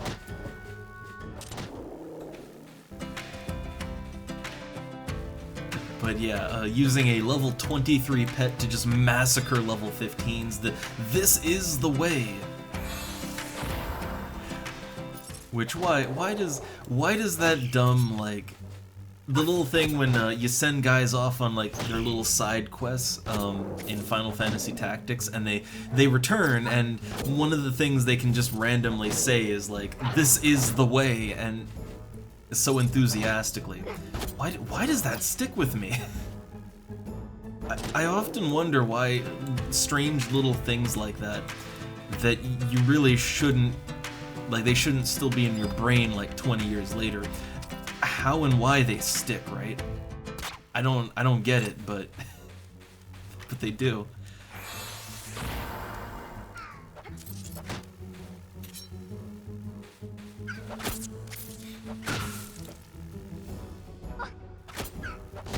Oh, I should really yeah, get my steel on. Man, look at this thing. It is doing so much damage. It's so much damage. I don't get much EXP, but 50 EXP, if you're killing this fast, is actually pretty good. Though, again, I do have my party flag up. I've had my party flag up for the past like 2 hours. I've had my flag up, and I've no party invites. The goblin's getting a little. Like, I don't even want to go to the back of my of this lizard because I feel like he might aggro me if I'm standing just that little bit closer.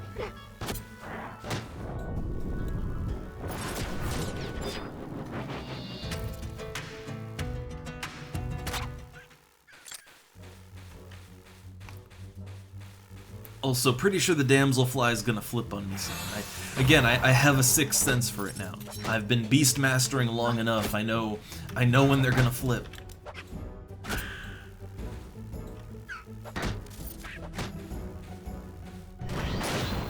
Oh my god! Oh my god! It flipped on me right then and there. Right then and there. I might have to perfect dodge this, actually. I may need to pull off a perfect dodge here.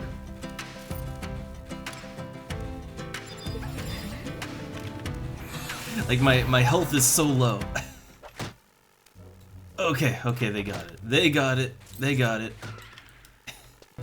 Okay, see, that got a little tense there. It's just the actual timing on that. Like, I was prepping a big sneak attack weapon skill that probably would have killed the hare. 'Cause, you know, I knew that time was short, right? And it flipped right when I did that. Like, so hey, I took all the aggro, it's not dead, and the dragonfly wants to kill me. Great. So there is a certain risk factor with beast mastering. There is a little risk to it.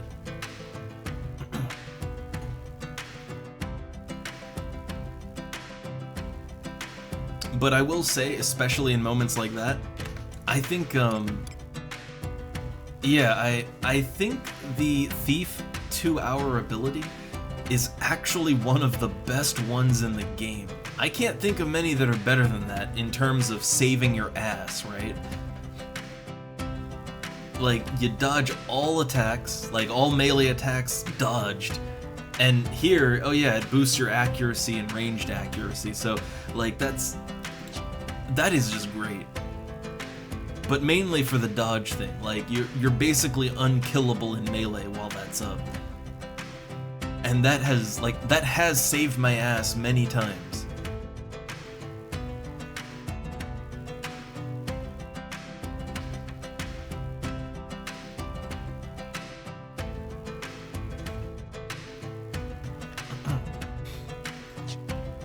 Alright, and we're good again.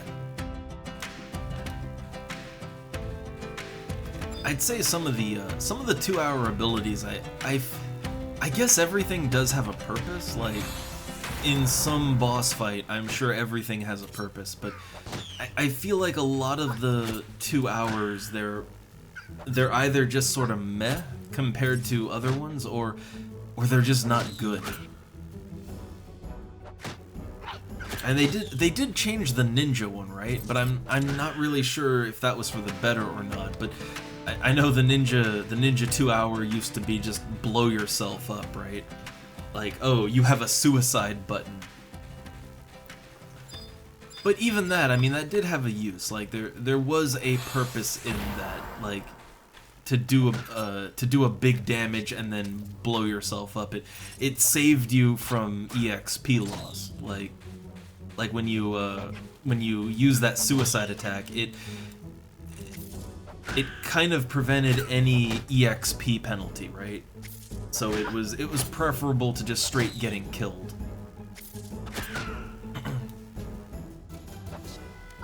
And then, oh, there's the warrior one. The warrior 2-hour. That thing is just like, it's just guaranteed critical hits every hit for a couple seconds, and warriors put out really good damage, so it's just like it's obscene the levels of damage that you can deal like that, and that's a great one. Black mage, they can just cast spells without MP, which is, yeah, nukes away. But then I don't know, I think about like the Bard one. The Bard 2-hour, I mean, that just doubles the effect of your songs, right? Which, Bard songs are already very passive by nature. Like just by their nature, Bard songs, they have a very oh. I see what we're doing. You know what? I can kill this. I can kill this on my own. I don't need a pet for you.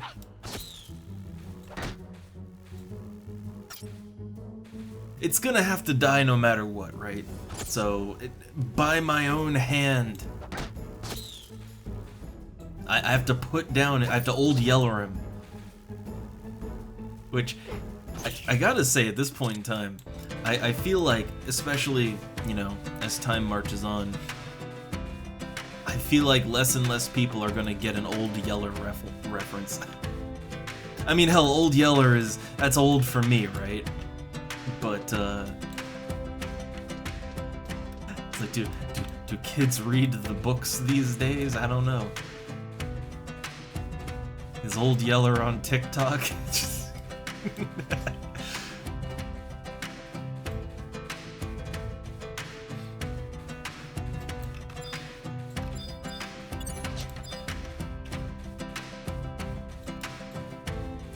Kill that ghoul.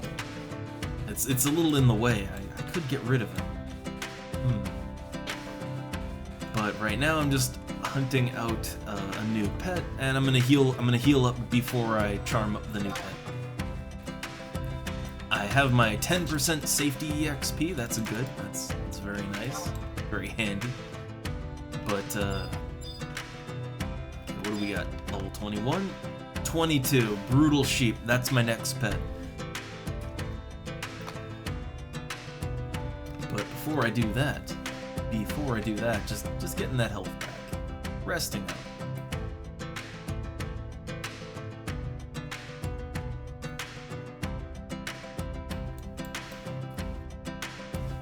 Also, it's a nice slow day today.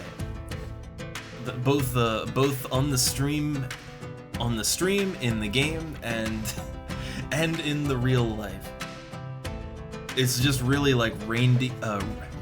It's really rainy and windy here. Very, very downer weather. At least it's, you know, at least it's not, hey, we're all on fire hot, right? It's not super hot anymore. It's just a little downer. But yeah, also slow stream, and like I have had my party flag up for over 2 hours and nothing. So no parties in the game either.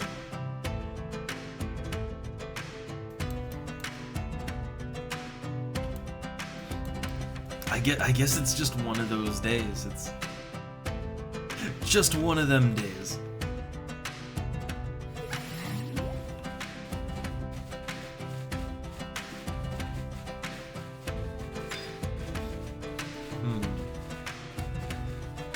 I'm gonna go for it. I'm gonna go for this ghoul. Like, yeah, I know they have some annoying attacks, I know. But he's only level 20. No, Stone Gut. Dodged a bullet.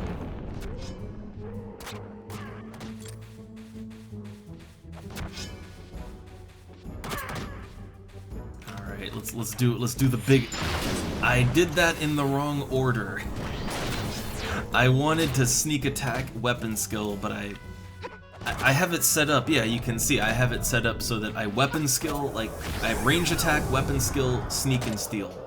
I often instinctually hit 2 and then 3, but I have it set up like that because, well, like, sneak attack applies to the weapon skill, that's the logic, but every now and then I just sort of forget, and, I hit the weapon skill first, and then sneak attack, and, yeah.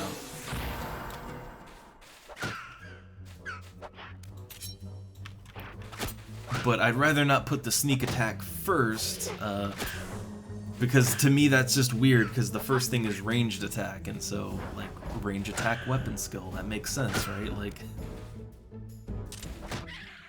I have a lot of these weird mental blocks, I think. Can't get around them, even in my video games.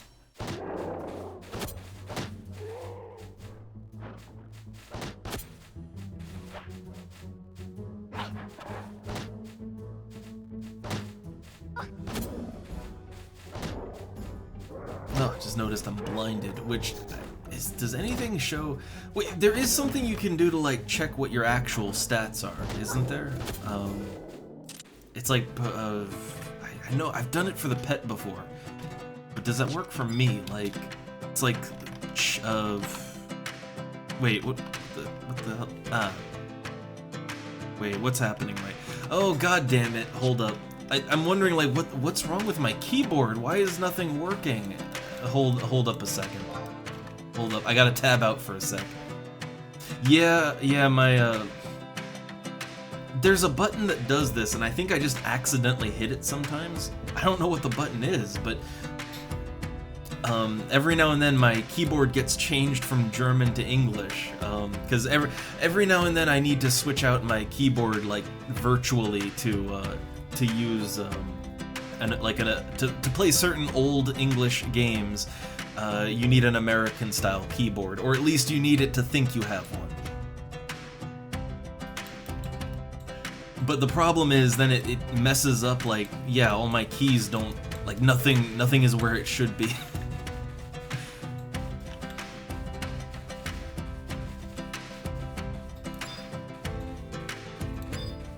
Alright, so, I think what I was looking for was /check param. Yeah, here we go. So, oh yeah, I can see, like, what my accuracy is, my attack. You can see your attack in here. But yeah, you can't see your accuracy normally. You can see my ranged accuracy, my evasion, which I don't... Yeah, you can't see your evasion normally either.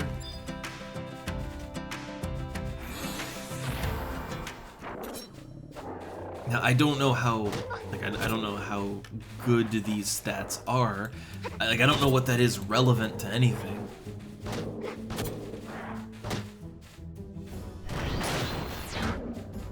But at least I have some number that I can check. I appreciate that.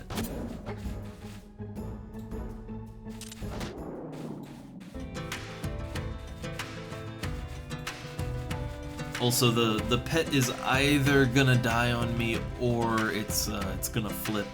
So let's swap that out. Okay, level 20 damselfly, 23.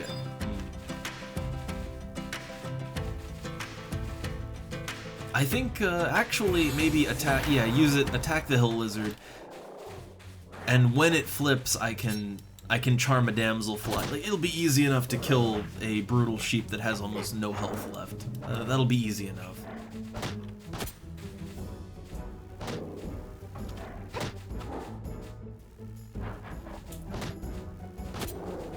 Also, I just had the realization. I know why I feel so like, oh man, it's such a downer day. So like, oh, everything's so slow. I know why. I didn't have a cup of coffee with my lunch. I normally just guzzle a big old cup of coffee every you know, breakfast and lunch, right? Sometimes dinner too. But I skipped out on the coffee, and I should not have. I should not have skipped out on the coffee. Let's use the weapon skill. So I'll finish the sheep off, rest my health up, and then tame the fly. Oh, a slice of giant sheep meat. My inventory is getting a little crowded, but I got space still. Got space.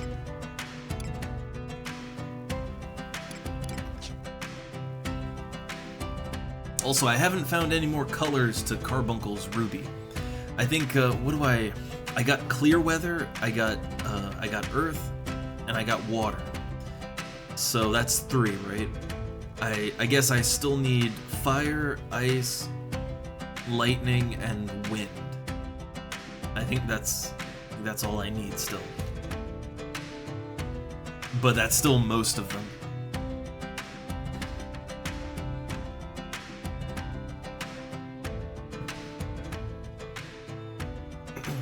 The problem is I haven't really been like, I haven't been looking around for them. I've just been, yeah, I mean, yesterday it was just my rank 5 stuff, and then today I'm just grinding, right? I'm just grinding Thief.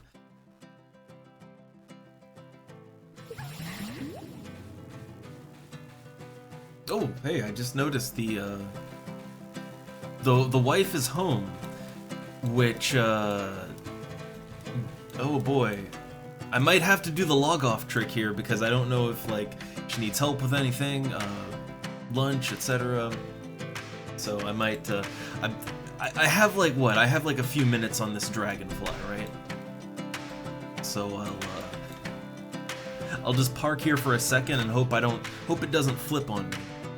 Hope I don't get murdered. But and I'll see where we're at. So 1 sec. Be right back.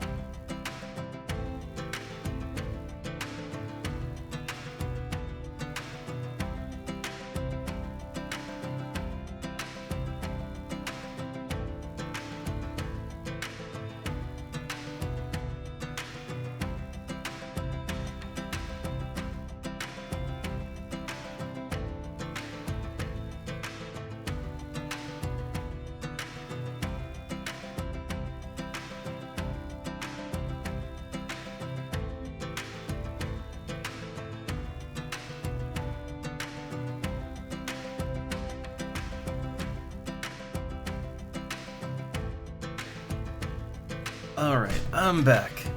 We're good. We're good to go. We're good to go for I get till dinner. So let me think. Then I've got like,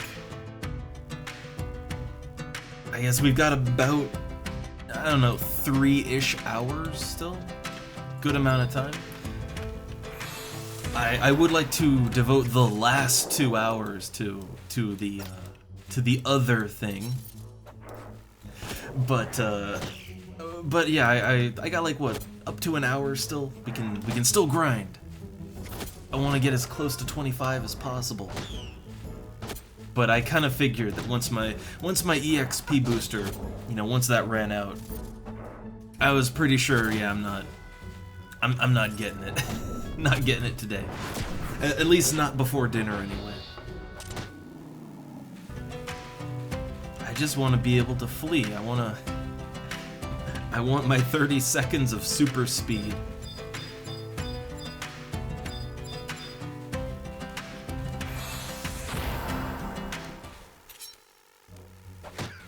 And oh yeah, I guess, I mean, 37 is sort of the ultimate goal, but since my BST is level 60, 30 is the most I'd get use out of right now. And 30 Thief, like on Horizon, Thief gets triple attack, right?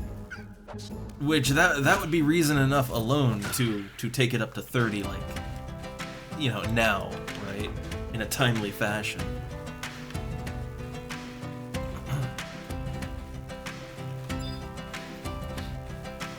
But I think like what the triple attack, the proc rate on that is only something low, like 7%, right? It's a super low chance that you'll triple hit. But I could imagine if you triple hit, if you manage to hit 3 times at once with a scythe, I imagine that would be some pretty decent damage right there. Like that would be some noticeable damage.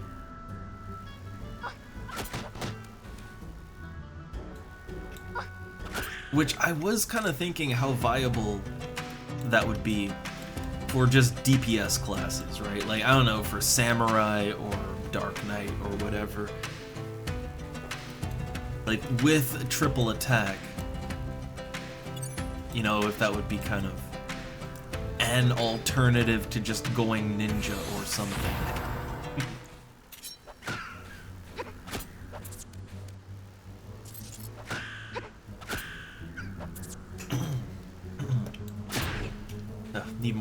Need more hydration. I'm skimping on it.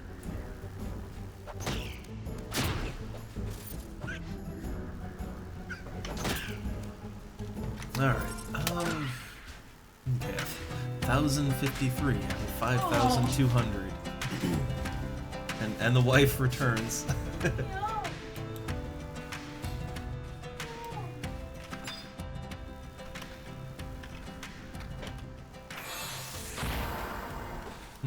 I still feel like the poison effect, I feel like it has to have been changed on this server.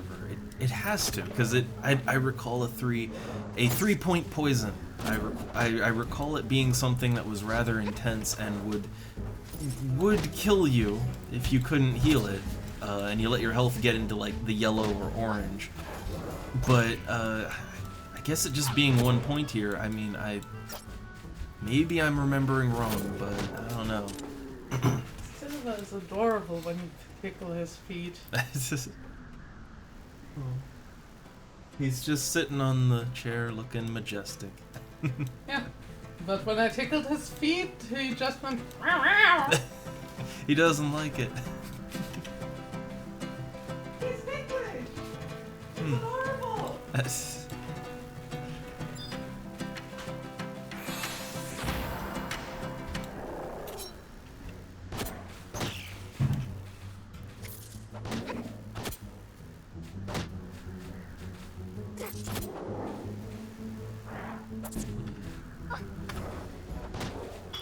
I'm wondering. Again, I've had my party flag up for like what? Yeah, 2 hours, over 2 hours, and nothing. Since it's a slow day all around, even just in the game, I'm wondering if like, I don't know, like switch to the other games sooner rather than later. I don't know.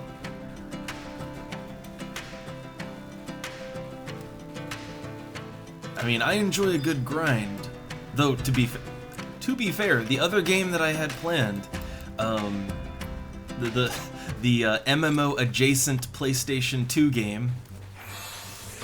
To be fair, there's a good amount of grinding in that too. Like, you can get your grind in on that one too.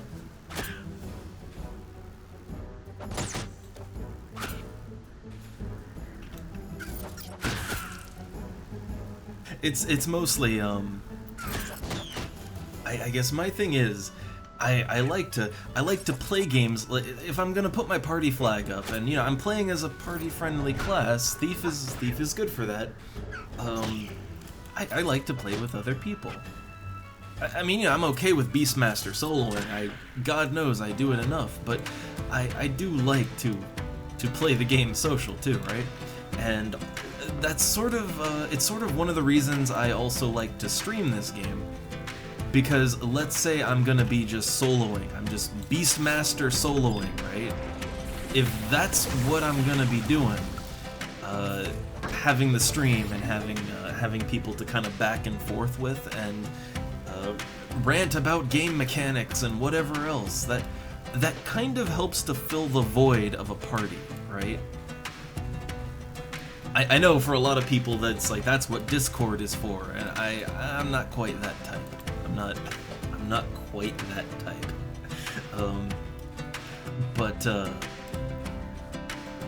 But having just people to kind of bounce ideas off of, or ideas, gameplay stuff, or just really anything, it helps to make the grind feel a little less isolated, a little less, a little more of a social experience, I guess.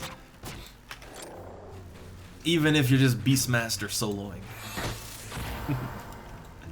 But yeah, quiet days, ooh, they're rough. I'm letting my health get orange again. I need to stop doing that. I tend to ride the edge when it comes to hit points, especially when I stream.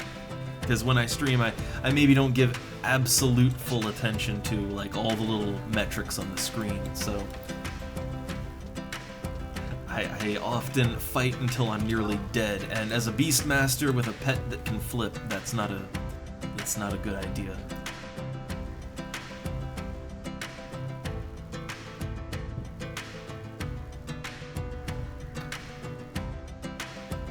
But let me just check something real quick. Alright. Yep, just checking things, looks good.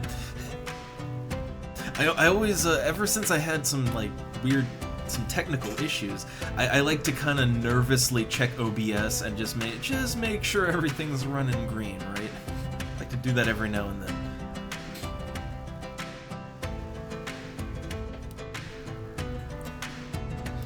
But also, while things are slow here, I kind of want to save the other game. I mean, I've already said what it is, but the other game I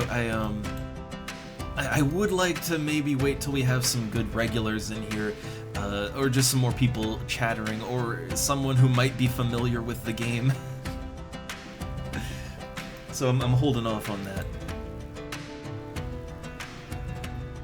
But when it comes to the other game, the original Dot Hack series, which I only have at the moment. I mean, I have them all on my shelf, but like as just ready to go things for the stream. Only did the first one for right now. But I've had such a strong urge to play those games again because they are really, I'd say they're from like the same era of nostalgia as this. I mean, they're PlayStation 2 games. This is a PlayStation 2 game. They are the same era, right? But with the original Dot Hack games and the anime too, like they came out together. It's sort of a misconception. A lot of people, well, the few people that even know it exists, it's a bit of a misconception that like, oh, there was an anime and then they made a game based on it, but that is not actually how it went down. The game is actually the primary product there. Like, they made a game, and then they also wanted to make an anime to go along with it, and they made both at the same time. So the game is as mainline canonical as the anime. They are canonical. They are a linear story, with the anime being a bit of a precursor to the game starting up. Oh god, Gust Slash. Okay, I'm killing my fly, And now I'm gonna solo kill my hill lizard. I'm gonna solo these down. Then I'll rest up and get a new pet. But the reason that dot hack was on my mind, a couple of things. Again, the Horizon launcher, you know, when you pop it up and it plays that Play Online music, that alone reminds me of that game. And so I guess the thing about dot hack is that it is MMO adjacent. And say what you will about the games or the anime, and I'm not a huge anime guy. I'm not. I play a lot of JRPGs, but I'm really not an anime guy. But dot hack is one of those exceptions. So ringing endorsement from me. But I guess the thing about it is, to me it is a very strange thing that it really feels more strange now than it did back in the day. Like, look, I grew up, like, as soon as MMOs were a thing, like, back in, like, what, 1998 or so, I was playing Ultima Online, right? 99, 2000, I was playing EverQuest, and I pretty much played every MMO that came out since then, at least for a while, the early run of them. So for me, in 2002, when a game/series came out, and it was kind of about MMOs/online culture and all that, like, to me it wasn't, like, super strange, because at that point I was, like, you know, I was in there, but you really think back on it now. Like, think back on it now, and like, something coming out that is about sort of an MMO and the culture around that, and the players, the players as sort of the characters in this story. And to be honest, I think that was an idea that was maybe a bit too ahead of its time in 2002. Like, in 2002, I mean, what MMOs had even... There were only a handful of them that had come out at that point. Final Fantasy XI, I believe, was in development still. Like, it was still being tested and everything while they made dot hack, and they did use FF11 as an inspiration for their game and series. But, like, it was still in development at the time, still getting tested.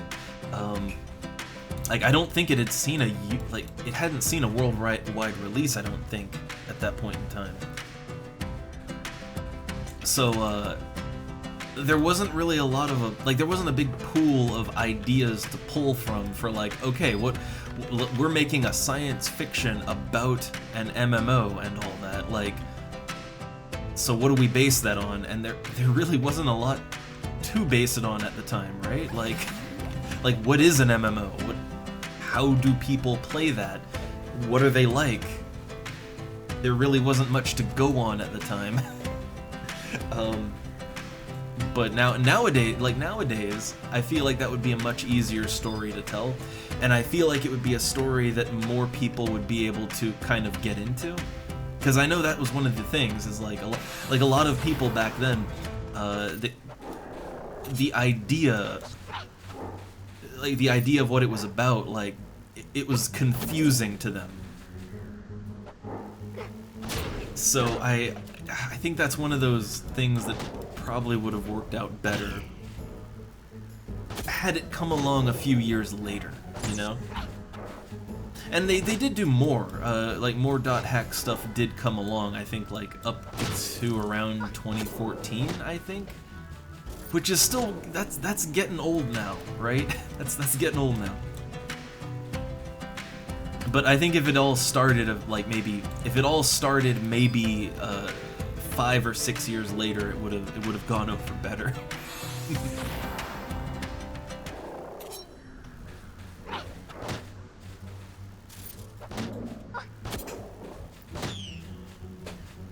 And I know someone would say, but Sword Art Online, and that, what I've looked into that is not really the same idea at all. Not at all. Totally different beast there.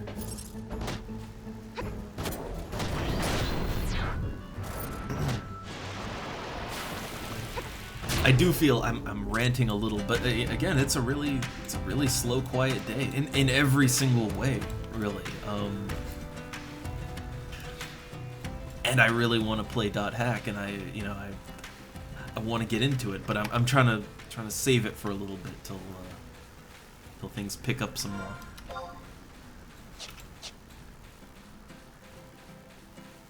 Though I guess I will archive that too, huh? Yeah, I'll. I mean, why not? Yeah, why not? I'll archive that too. I can do that.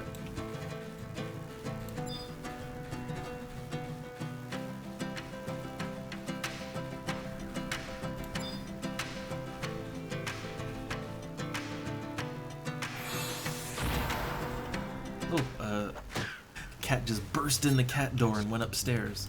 I'm assuming she'll be hungry soon.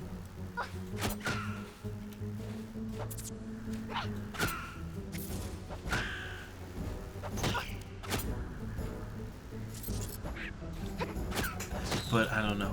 Let me check. Like, am I just ranting to the void? I don't want to. Yeah. Okay, one sec. Yeah, the cat is hungry. The cat is hungry. So, I gotta... Okay, I'm gonna time this real quick, because otherwise this fly is gonna murder me. So, alright. Quickly gonna bring food up. I will be right back, and then rant some more.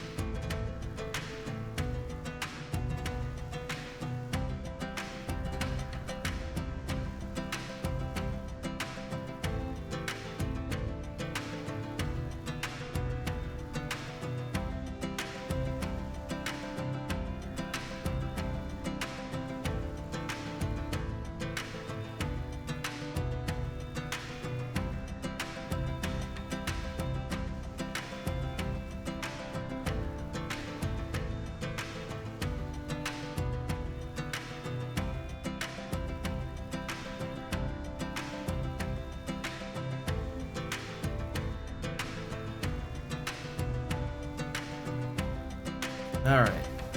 Good, my fly isn't killing me. I was really worried I'd come back and either I'd be dead or it would be whacking on me. Ooh, that's good.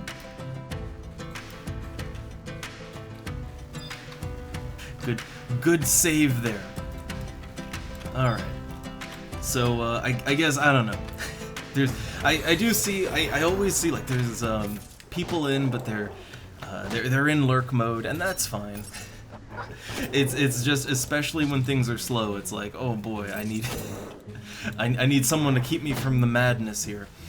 But also, with stuff like, when I start going into things like, say, .hack, which are very, I feel like that is a very niche thing.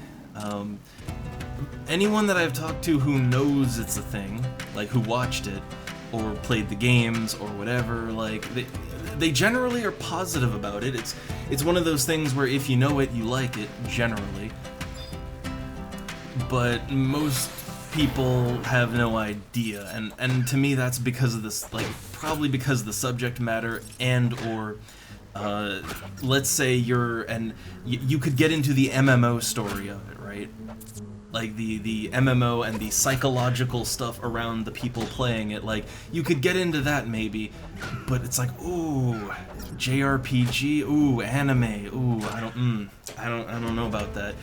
I feel like you're either in that camp, or maybe you could, you like the anime stuff and all that, but the MMO thing put you off. Or maybe it's just you never heard of it, because it is, at this point, .hack, I guess, is kind of an old thing, right? And when it came out, I think there was much less of a crowd who would be interested in that kind of thing. People like me loved it, but I think most people, it kind of just went past them. Like, they just never heard of it. That's sort of been my experience anyway. And admittedly, whenever I try to... Like, if someone were to ask me, well, what's it about? See, there's a lot of things that I like that if someone asked me, what's it about? I don't... Like, giving an answer on that would be difficult, right? Giving a straight answer would take a while.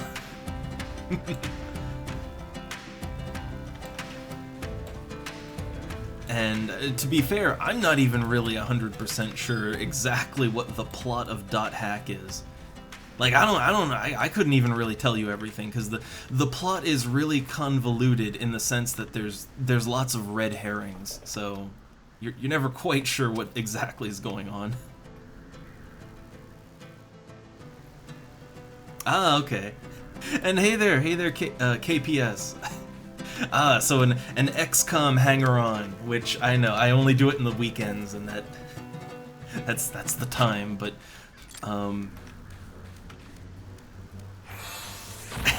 I don't know, I want to go back and play .hack again. Like, it's been a long time since I played it. I know that the gameplay gets repetitive. Like, the funny thing is, I don't really remember, like, I don't remember a lot of the plot beats from the games. I remember the anime. The anime I remember, but the actual games, like, I don't remember most of the plot and stuff. Like, it would almost be fresh going back now, because I haven't played it since it was new. But I feel like it can't be bad, and what I remember is that there was a lot of stuff that really made me smile as, like, you know, as an early adopter of guy who plays MMOs and stuff, right? Like, I remember there was a lot in the game that made me smile, like, yeah, that's a really honest online interaction, right? And they really got it down, which I think at the time that really shocked me, because, like, no one got it at the time, right? Like, MMOs as a genre were still in their baby phase at that point in time. So the idea of someone making, like, an RPG or an anime or anything around that experience was it was mind-blowing at the time.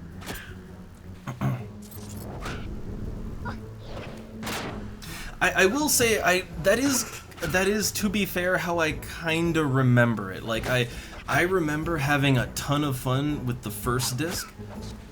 Like, I had a ton of fun with it. And I remember the second disc being pretty fun too. But to be honest, everything from the third to the fourth disc is kind of blurry. Like, I don't really remember any of that. So, I guess maybe, like, yeah, maybe it has a really strong... I guess maybe it has a strong start, a really strong impression, but then I guess it spins its wheels for 2 discs or so.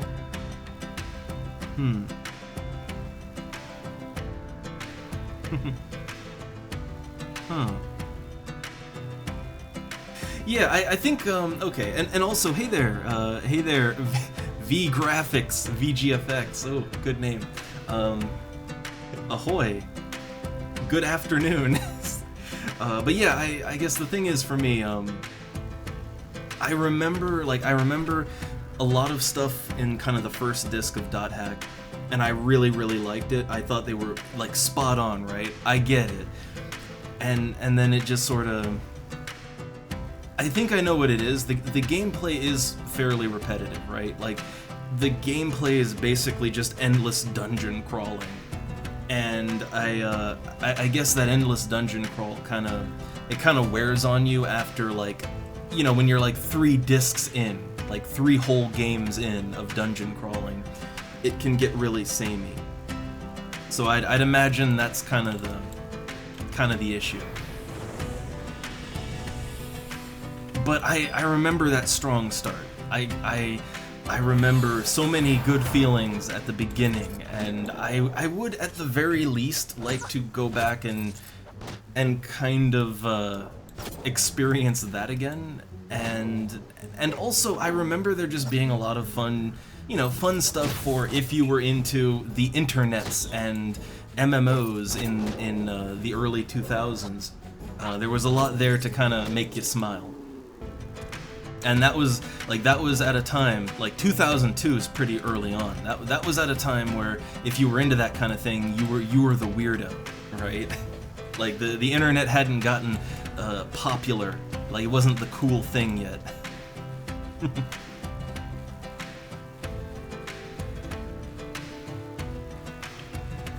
Yeah, I'm VGFX. I'm just grinding out Thief/Beastmaster.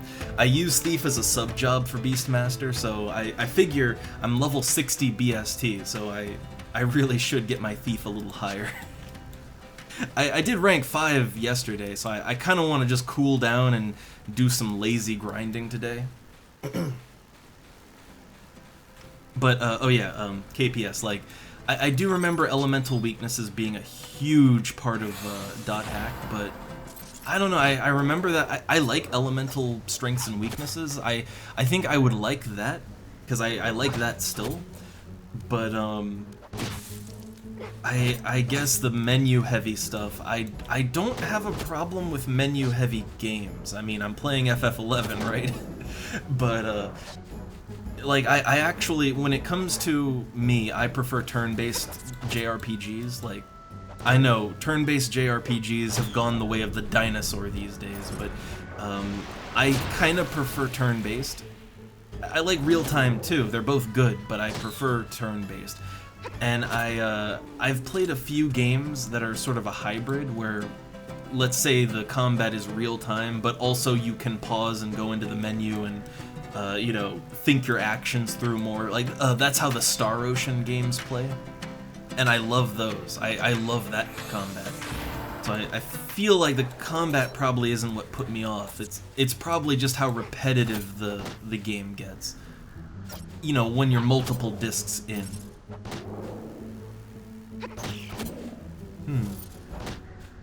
Ooh, nice. Unlocked Bard, Airship Pass, ooh. It feels good. Yeah, this is the first time I've ever had my Airship Pass. I gotta unlock more advanced jobs, though. But I kind of have this thing. It's fun talking to multiple people at the same time. It's peaked.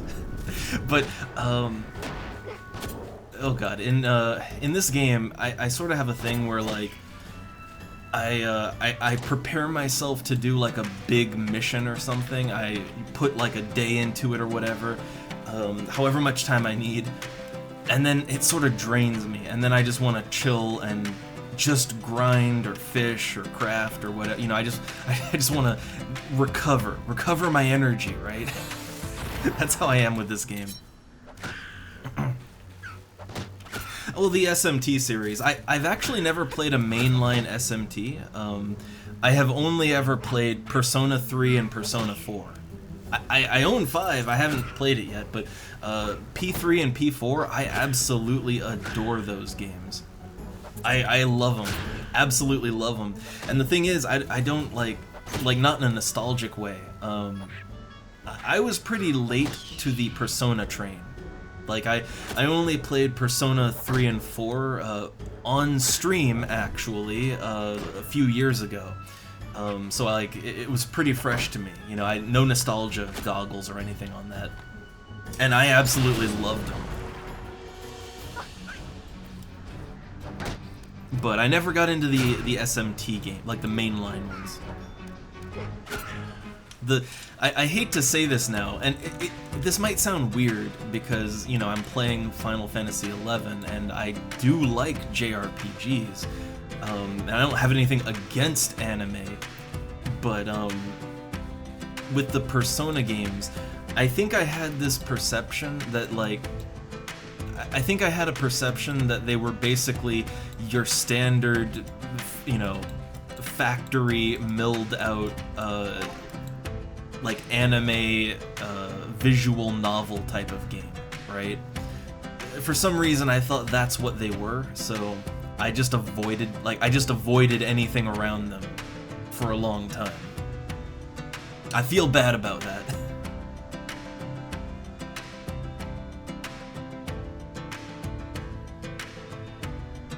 Well, so my understanding is like the actual mainline SMT games, I mean they're a little more focused on the mechanical stuff, right? Like they're more focused on that, and because like what I really like about the Persona games, the combat and all that is fun. The combat and Persona collecting, like that's fun. I really like it. But to be honest, like half of what I like is the story stuff too. Like the story and sort of, I don't know, life sim element of the game. That's half the fun of those to me. And if those elements aren't there or aren't as strong, then I probably wouldn't like it as much.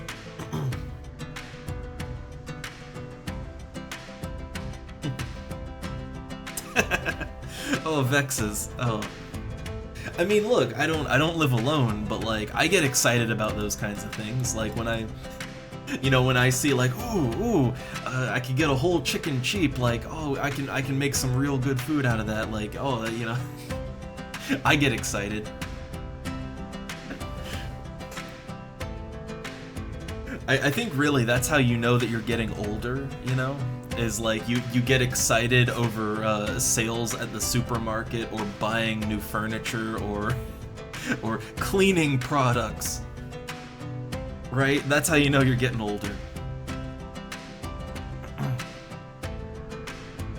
Okay. I kind of figured. I wasn't sure, but I sort of figured KPS that's how it works. I like the gameplay of the Persona games, I really do, but like they're only half of what I like about the games. The characters, the story, the life sim elements, like that is half the experience to me, and I'd say it's maybe the more important half. So yeah, for me, like that would be a bit of a deal breaker. I get that the SMT mainline, like I get that that's sort of the hard gameplay, but that's not the only thing I want out of those kind of games.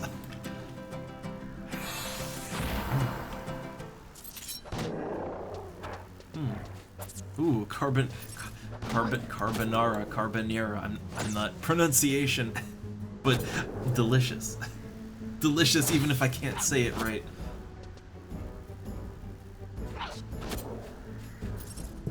Today, we're just gonna do the old hot air fried chicken breast with some potato wedges and a vegetable of choice. So broccoli, peas, spinach. We're really creatures of habit, so we tend to like just have the same thing for dinner a lot.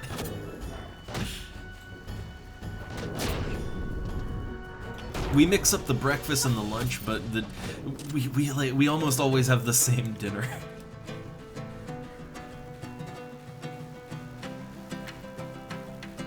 I mean, I can give it a shot, because I have played more just dungeon crawlery games before, and I liked them. Like, I don't know, I think of like Etrian Odyssey, which I forget which Etrian Odyssey game it was, but I played one of them and I really liked it. And I mean, that's just a dungeon crawl. Like that is just one long ass dungeon crawl. So I can get into that sort of game. It's just I probably wouldn't like it as much as the Persona games, because yeah, I like all the goofy elements of Persona. It's half what brings me there. Yeah, that is the thing about Etrian Odyssey. Like, it's a dungeon crawler with like zero plot. But every now and then that's what I want. Like, every now and then I don't want a story, I just want pure gameplay. I guess the only thing is, I'm not sure, because I like the gameplay of the Persona games, but I'm not sure that I would, like, I'm not sure the combat dungeon crawling gameplay would be enough for me. I would have to like test it out and see how I feel about it.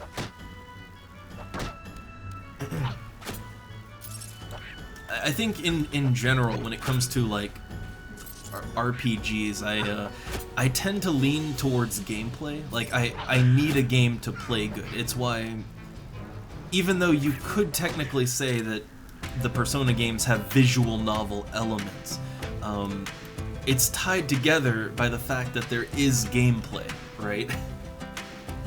Like, I need gameplay. I can't just play a game that's just story. That doesn't really work for me. But, I don't know, I need a little bit of a balance there. Balance leaning towards gameplay heavy.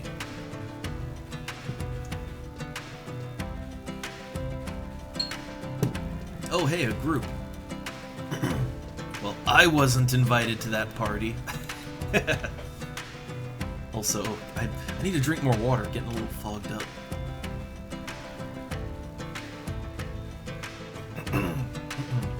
Alright, I think I'm good.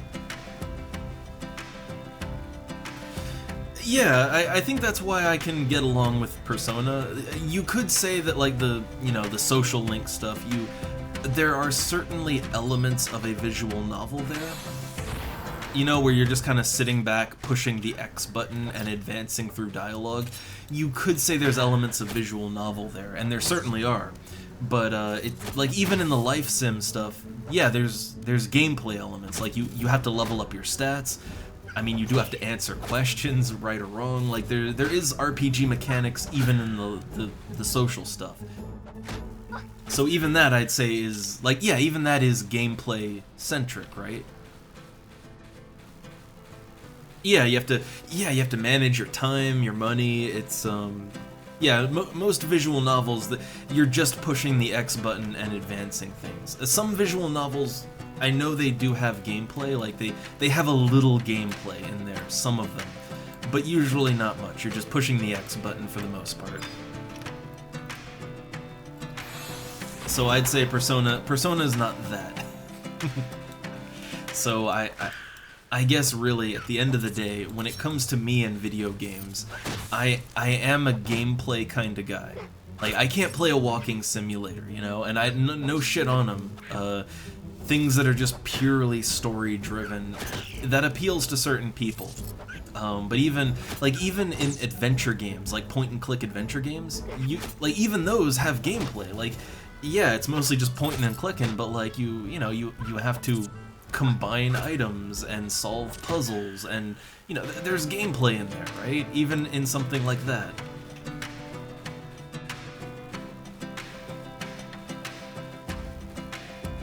I mean, hey, I like a good 90s point-and-click adventure game, alright? Every now and then I like some of that, but I think, that is gameplay, right? It is gameplay to have to solve puzzles and stuff, and that is a form of gameplay. I mean, also, old school adventure games, say what you will, but they do allow you to kind of free roam. That's actually, if we can, a quick side tangent, that's why I never really was a huge fan of the Telltale style of adventure game, because they're not really adventure games.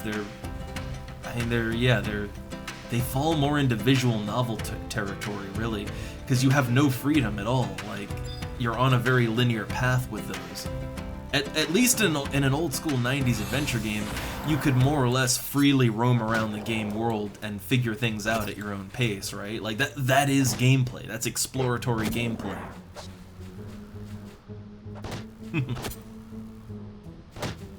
I mean, not all 90s adventure games were that bad. There's 90s adventure games that, like, I've played through completely blind, with no assistance, and it was fine. There's a few, but yeah, there were also some really bad ones for pixel hunting. Some of them were a little more benevolent, though. There was one I played on the stream a few years ago, for the first time. It was called Rex Nebular and the Cosmic Gender Bender, which it was actually a really funny game. But that game had a difficulty setting, actually. If you set it to hard, then it was basically a Sierra point and click where you had to pixel hunt and everything, and nothing made sense. But you could also play the game on like a more medium or an easy difficulty, and on easy, like half the puzzles just weren't there, or there was nothing like super crazy you had to do. You could just kind of leisurely point and click your way through it, right? That was a good balance, I think, on challenge.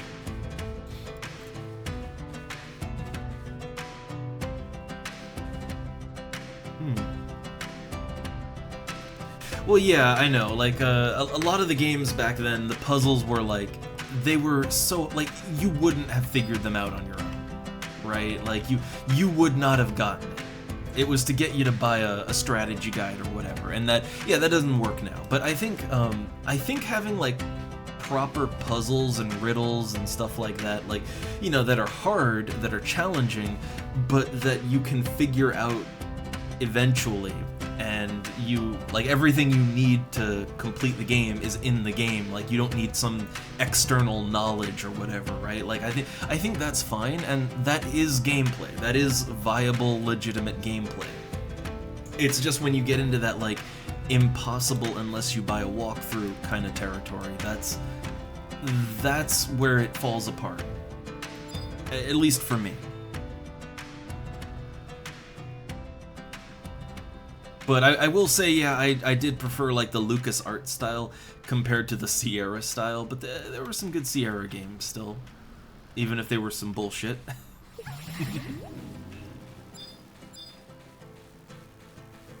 Yeah, we go off on places, like discussion goes places here. That's what happens when you're just grinding EXP.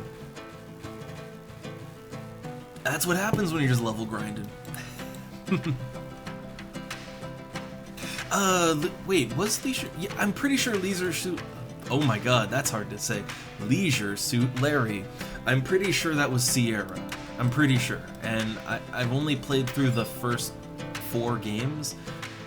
They were actually games... I was playing them on the stream years ago. But, kind of like by the time I got to the 5th game, which I was liking them, I had fun with them. I think I did use a walkthrough, but I enjoyed the games. I thought they were funny. But by the time I got to the 5th one, like, that's when Twitch started getting weird about content, and it's like, I can't really do that here anymore.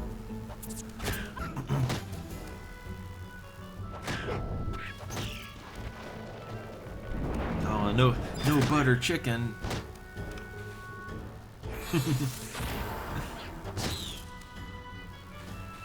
But also enjoy sales hunting. I don't really sales hunt too terribly much, but it is good. I like when I catch them, I'm on them.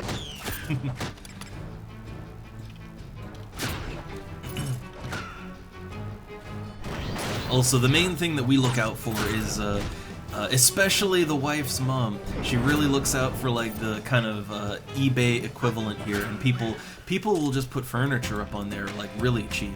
Either really cheap or even free sometimes. Like, they just want to get rid of old furniture, and we have gotten some really good quality stuff for free or close to it. Just kind of scouting out for those offers from people. Like our dinner table was, I think, yeah, our dinner table and everything was completely free, and it's nice. It's a real nice one.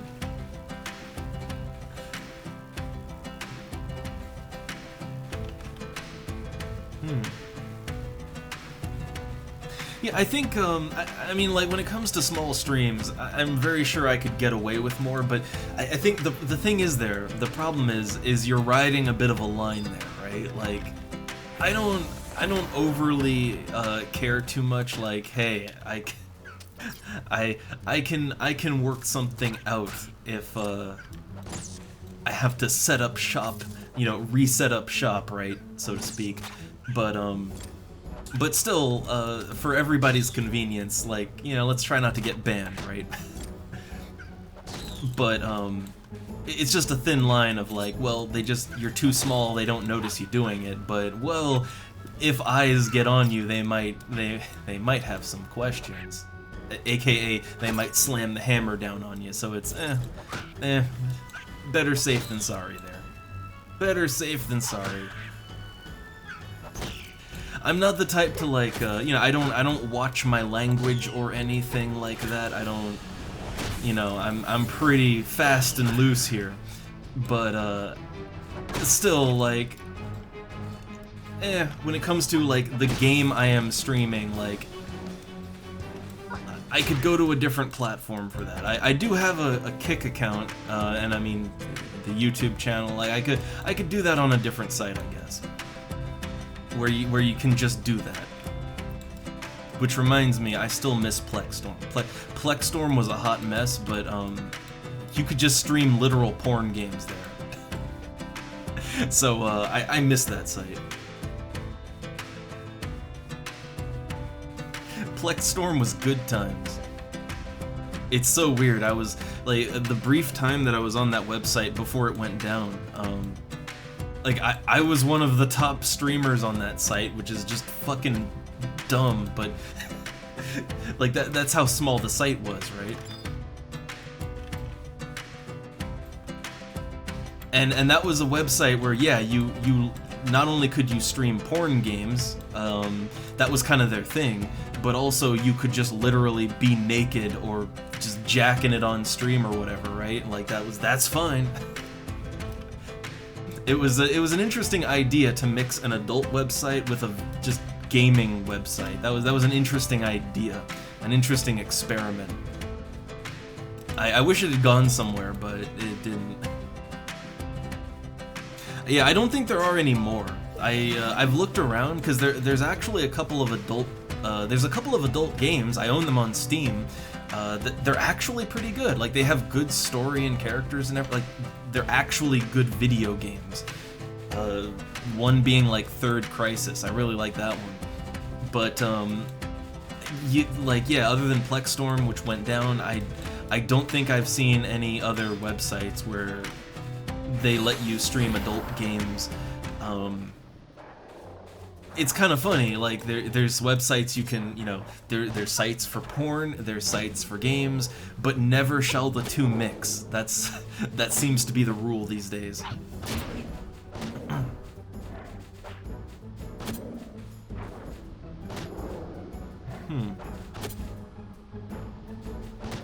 Oh yeah, I remember Justin TV. I remember when it was just that. Back in the before times, and oh my god, now they want a Dunes party, but the problem is it's too late. It's like 3 o'clock here, and I don't. I do want to play. I said I wanted to play a little bit of .hack before I close the stream out. It's too late to get into a party now, so I'm gonna take my flag down. But I told you, every time I put my flag up, and I had that flag up for like over 3 hours and nothing. But the moment it's like, nope, too late, that's when I get an invite. It is a reliable thing. And yeah, I'm gonna do a little .hack infection after we conclude FF11 here, which will probably conclude in like the next half hour or so, I want to say. Gonna grind a little more, but I want to give time to .hack because I want to see if my memories, if the good times were really good, and you know, or if it was all a lie. We'll see. But I have everything set up to play it. I have watched the anime. I've watched the anime. I've played the first run of games, although I don't remember much, so that's what I'm kind of worried about. And there was actually a limited series with the games. When you bought the first 4 .hack games, they came with a DVD with a movie in each one. .hack Liminality. I honestly can't really remember what that, like, I know it went along with the game, but I kind of forget anything from it.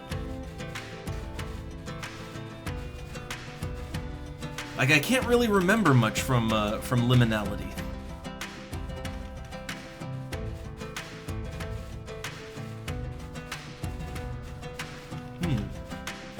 Well, yeah, a lot in the game. I mean, as far as the timeline goes, I mean, the anime chronologically, the anime happened first, and then the game's timeline happens, right?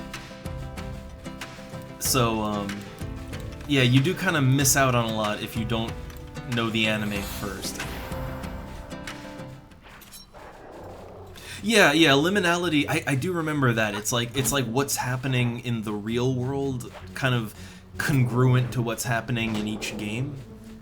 And I like that, although I was never sure if you're supposed to watch that before or after playing the game part. I guess after, right? You're supposed to watch that after the game part.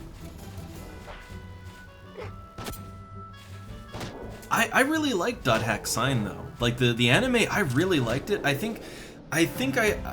I mean, if I could guess why a lot of people didn't like it though, is it was see, for me it wasn't boring. It was psychological. Like it was very it wasn't an action, like it wasn't Dragon Ball Z. It was a psychological, more introspective kind of story. Like it was more about kind of feelings, the characters, and what's going on. And I don't really remember there even being much in the way of action scenes. Like I'm not even sure there were any action scenes. There might not have been, or just very brief ones. But for me, like I like that. I like a good psychological story. I like a story that makes you kind of look inside, right? I can enjoy that.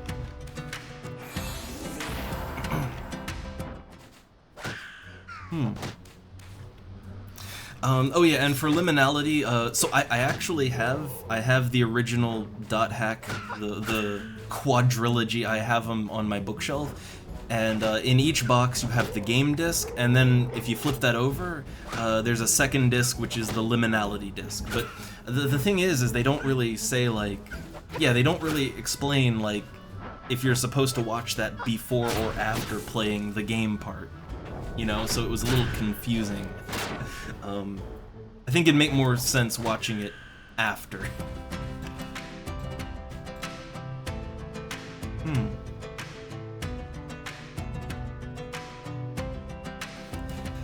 And yeah, that's actually what I really liked. There's a lot to analyze about the .hack anime in terms of like filmmaking and storytelling. There's actually a lot of really cool shit going on with that, and I guess look, I went to school, right? I went to the college for a few things. I mean, the criminal justice stuff was one thing, but the other was film stuff. Like I learned like literally just like analyzing film and all that. And as someone with an appreciation for that medium, there's a lot to get out of the .hack anime, which is surprising to me. Surprising to me because I never really looked at anime as being particularly deep, but it worked for me.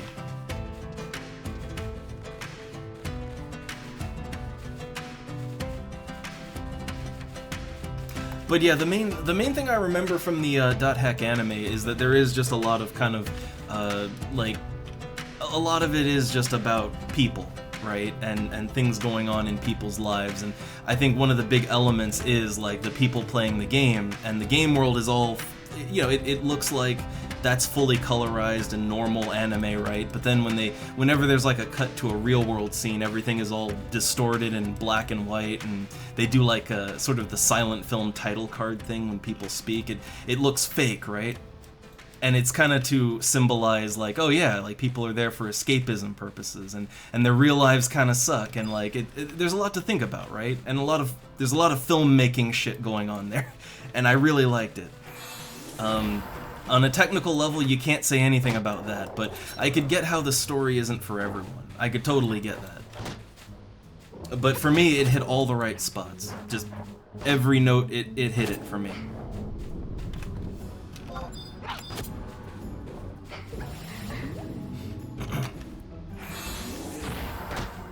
Oh, got that lizard aggro.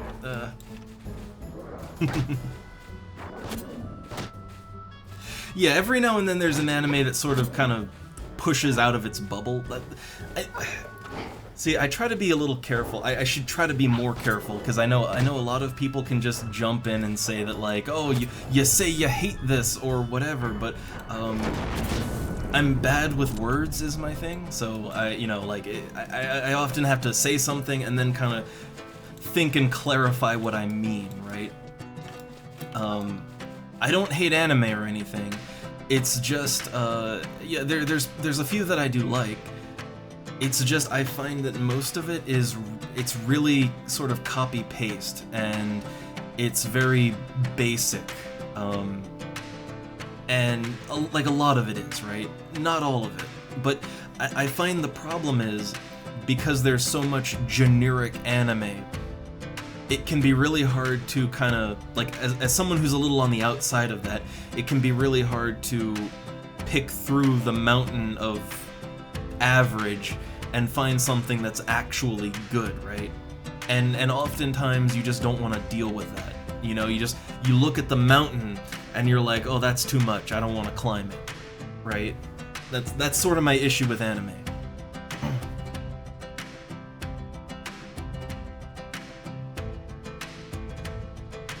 Okay, then that's maybe what I'm looking for. Yeah, season. I hadn't really thought of using that word to describe it, but I guess that makes sense. Like, seasonal anime.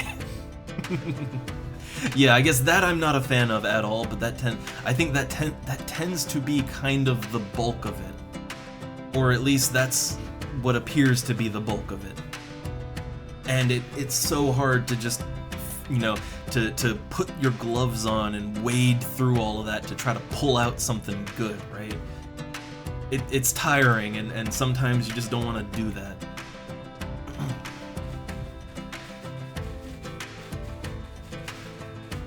And I think I have another problem too, which is, like, I've had a lot of friends in the past, and some now too, that really just like any anime, right? Like, they don't really care. They just like their Japanese cartoons, and for them, they will rant and rave about how amazing a certain anime is, and oh, you should watch this. But like they like those seasonal animes, right? And so that sort of warps my perception on what is good or not, right? Anime fans don't seem to know what's good or not. So, you know, it makes it more blurry there.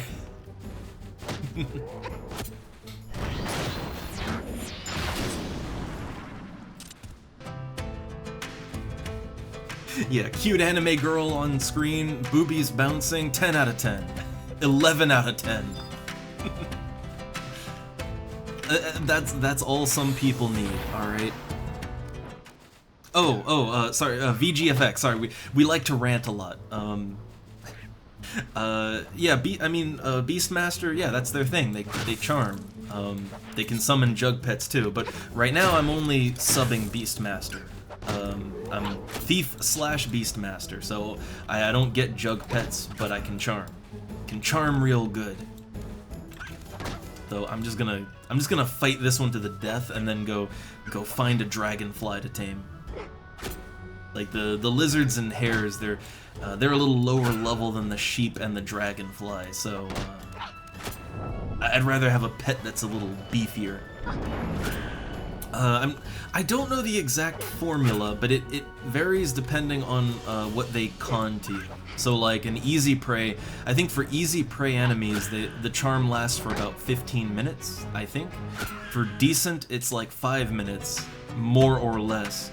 And even level, I think that's like a couple seconds, right? It's like a minute or less for an even level enemy, or higher. Generally, I only charm things that are decent or easy, and that's so that, yeah, it's so that the charm lasts for a good amount of time.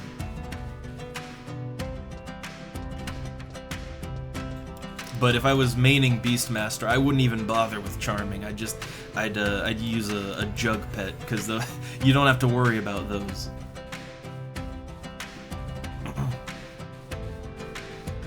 It's kind of funny, I charm more often when I sub Beastmaster. Every now and then I'll, like, to save money, I'll charm as a Beastmaster main, but, you know, the jug pets are just better. But, you know, they cost money. But as a sub, like, yeah, I can't use the jug, so I end up actually wearing my charisma gear and actually charming things. There we go. Fresh damselfly. Yeah, the jug pets are items. You have to buy, like, they have to be crafted. Like, as an example, to summon the rabbit pet, the good rabbit pet, that's like, it's like around 5 to 6,000 gil for a stack of 12. And they last for about an hour and a half. Some of the jug pets only last for a half hour though, but they tend to be stronger. But some of the jug pets cost a ton of money. Like, I've seen jug pets that cost like tens of thousands of gil for a stack. So that's, that can get expensive.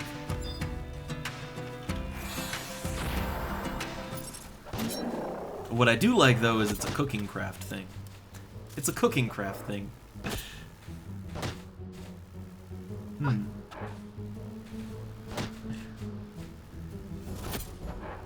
But, alright. But anyway, to kind of wrap up my thoughts on anime is like, yeah, I don't know, I'm very, I guess I'm anime casual, but it has to stand out. I like, an anime has to really stand out and do something unique and interesting in some way for me to like it. But, I find very few do that. But, you know, if one does, I'm down for it. I'm totally down. Well, let's see. I guess, okay, really basic bitch, right? But, I mean, come on, Cowboy Bebop, right? Like, that is just on a cinematic level. Again, I can't help it, film study, right? But, like, on a cinematic level, that's just genius. It's perfect. It's perfect.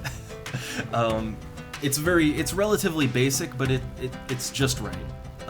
But that's a very basic answer, right? Let me think, what else? I mean, well, yeah, I like the .hack anime. Paranoia Agent. I really liked Paranoia Agent. That also does some interesting filmmaking stuff, and I just found it to be fascinating. Like, as to what is happening, right? I know there's more, but I struggle to, while I'm grinding, I struggle to think of them offhand, but I know I have seen more anime that I liked. But not many, not many.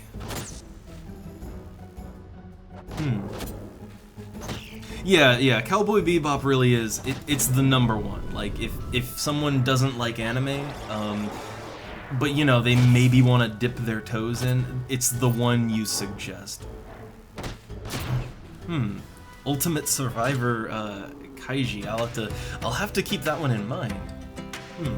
But I'd say for, like, storytelling, I generally like a story, not just for anime, but I generally like stories that are a little more psychological in nature, where you're not exactly sure what is happening, and where there's some introspection, right? I tend to like that. It's not all I like. I can enjoy dumb action adventure. I like a dumb action adventure every now and then, but I'd say for things that stand out to me, that's what I like. Oh boy, about gambling. That's a rabbit hole. I could see a story coming out of that.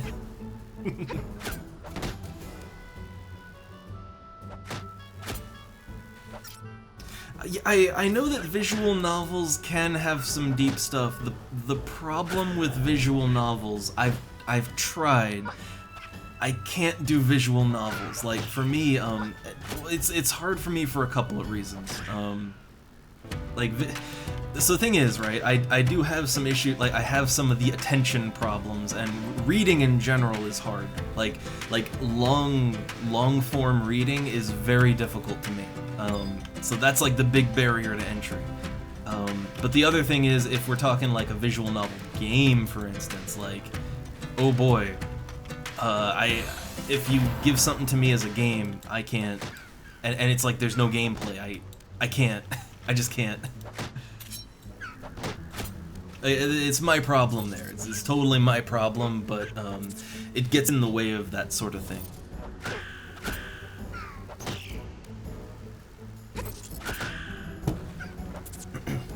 Like when I look, if I try to just read like a book, right, ye old book, it takes me a long time to read a book, like a real long time.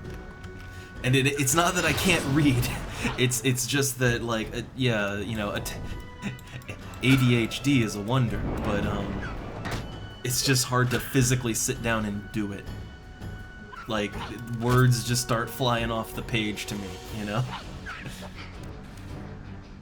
But yeah, that's a me issue. It gets in the way of enjoying a lot of things.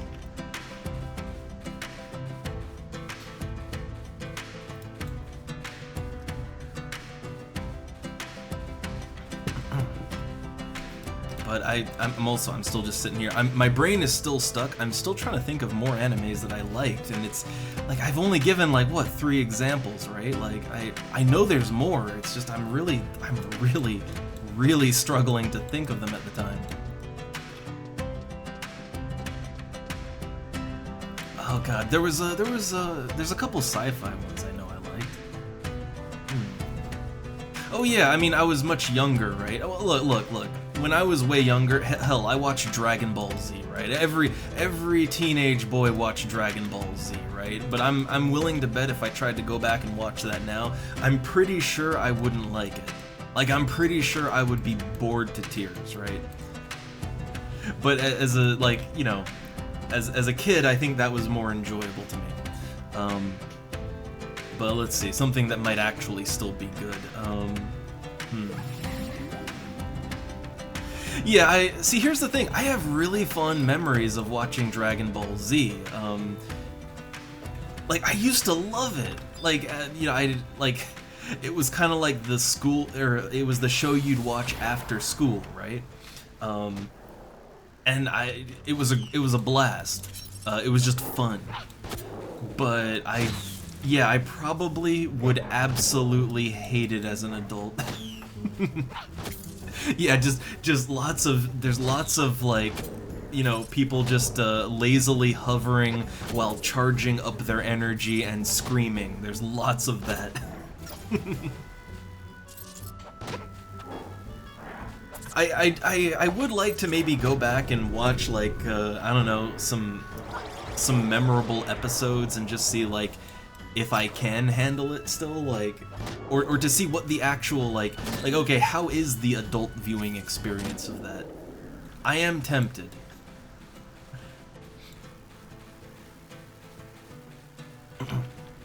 Yeah, I'm pretty sure I'd ruin my nostalgia for that if I actually went back and did that. But I don't know. Let's see. So there's a few things I haven't seen since I saw them the first time, and I remember liking.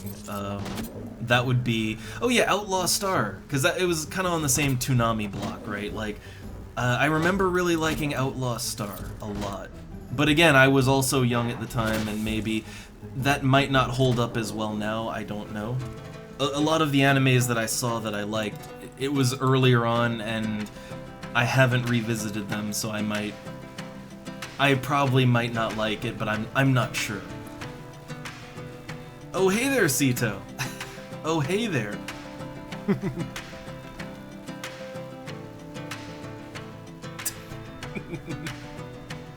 I'm not sure I get that reference. God damn it, Sito. Yeah, I will say I did get that vibe. I do kind of remember. I think I got a bit of the bargain bin Cowboy Bebop vibe from Outlaw Star, but I thought it was a fun show. I really liked it, and I remember the animation was mostly good, so that might be worth it still.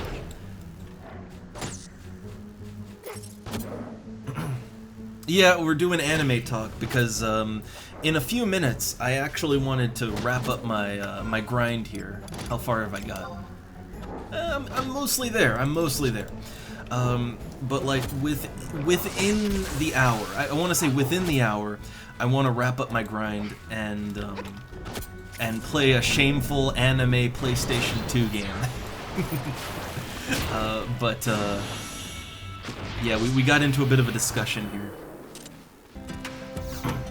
Ah, nice. Still holds up, huh? Uh-oh, we got Gabo. We got Gabo, and that's, that Gabo is too strong for me. I need to get the fuck out of here. Oh no, he casted Rasp on me. Perfect dodge. Oh, that doesn't protect you from ranged attacks, though, does it? Oh shit. Oh shit. I think my grind session might end rather unfortunately. Okay, hold up. I have an instant warp scroll.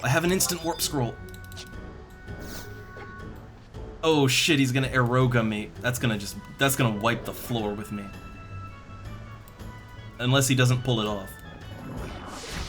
Oh my god, I have 8 health and it's ticking down. Oh god, get in the Mog House. Yeah, cause my HP is still ticking down. Mog House, save me! 4, 3. Oh my god, please tell me I don't go into my Mog House dead. Oh, thank god. Okay, you know what? That's a clutch save there. Clutch save. Oh, yeah, I almost became one of those, you know, corpses in town. Almost. I know, Sito. I thought the goblins were our friends after the last, you know, the last stream. Thick Blix didn't die for this. Okay, that sort of interrupted my train of thought. That one interrupted my train of thought right there. Yeah, God, I wonder, like, dead in your own Mog House, the Moogle just staring at you. You know, staring in silence as you lay dead at its feet. Oh, well, while I'm in my Mog House, do I have anything in my delivery box? Oh, I do. Oh, nice. Oh, you know what? It always warms my heart when I see my inbox full of money. So, fire crystal sold, 1,900 gil. Fire crystals are just ridiculous. At least right now. I mean, earth crystals are not too bad right now. Yeah, that hair meat, 4,600.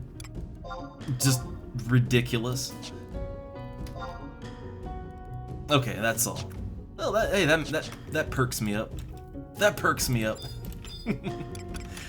Alright, exit pack out.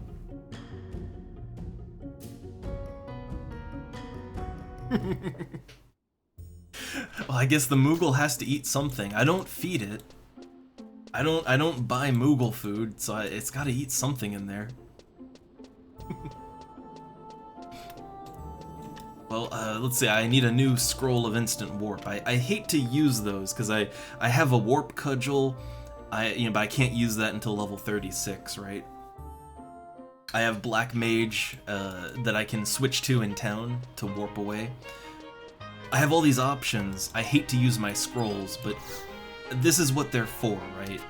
Every now and then, the need arises. The need arises. Alright, let me rebuy that. 750 points. I'll take the hit. And I mean, well, yeah, there's no animals wandering around in Juneau. I mean, well, it's a bridge city, so I mean, how would the animals get here? How would you keep animals in a place like this? Well, okay, I guess to be fair, they do have chocobo stables, right? I guess they do have stables. Yeah, I have been using my conquest points. I bought like the level 50 belt that gives +2 to, it's like everything but vitality. That was a good item. I want to buy a few more conquest items, kind of fill out my slots for free. Well, yeah, I guess Sito, the Moogle has to eat something. He is quite, he's quite rotund.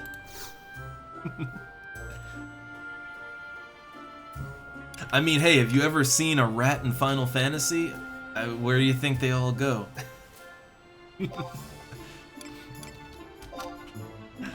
Oh no, man, look at that. Look at that price drop. I sold my fire crystals for 1,900, and now they're down to 1,500. Okay, I only have lizard skin up for sale. I'll keep that. Before I head back out to the dunes, like, yeah, I wanna get this stuff out of my inventory. So yeah, just slight undercut. They'll probably still buy it at the full price.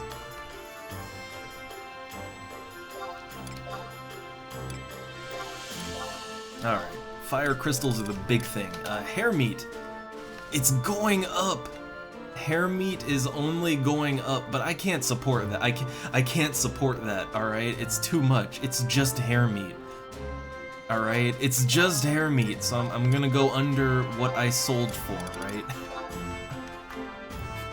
I can't support this ever-inflating economy.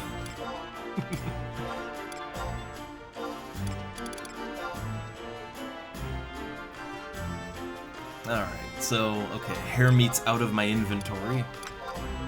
What else have I got? I think the lizard tails, and I think I can just sell that to an NPC. Oh yeah, in Gelspa, like, you get fire crystals like crazy there. Like, you will walk away with thousands, tens of thousands of gil in your inventory. If you do your leveling up, your low-level leveling in Gelspa. It's crazy. I don't know why they seem to have a disproportionately high chance to drop crystals. I don't know what that is, right? But it seems to be the case. Let's see, are earth crystals worth I mean 500, like that's not bad. That's not bad.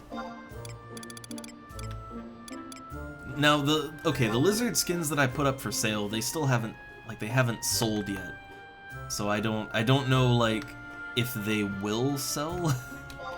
But I'll put them up anyway. Just I need to clean out my inventory, so.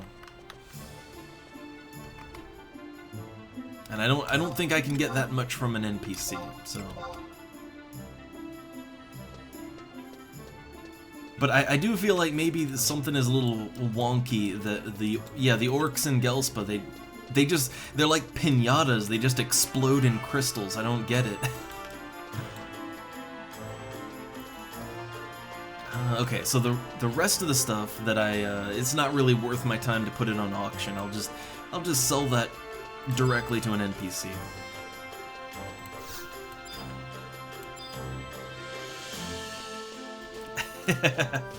It's those magical healing fire crystals.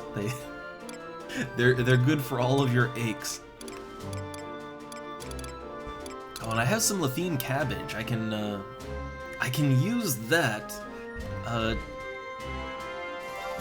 Like 5 of those, I can use them for like the reputation quest in Selbina, right? So I'll hold on to those. Alright, lizard tails, it's 30 gil each. You are selling lizard tails. Yeah. Do I have to have an eye on my baby? Oh, I'm not even sure what the lizard tails are used for. Oh.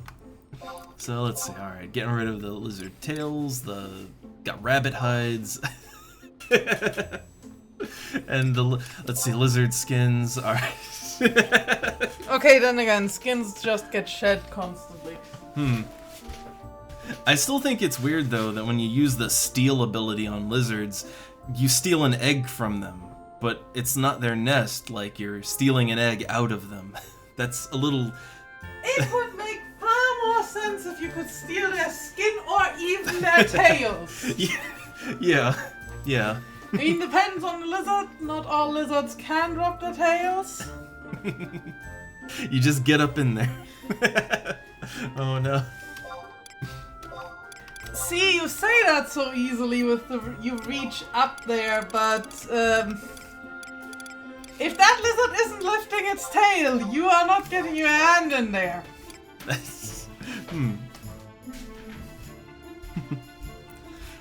Oh, also, Sito, I did just look up and see.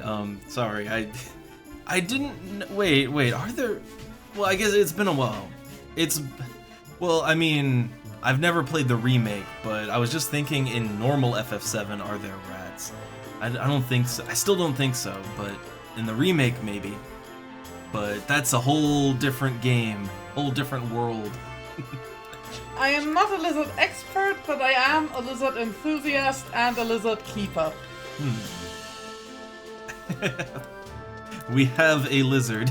We are also planning on getting more lizards. The problem is lizards are expensive.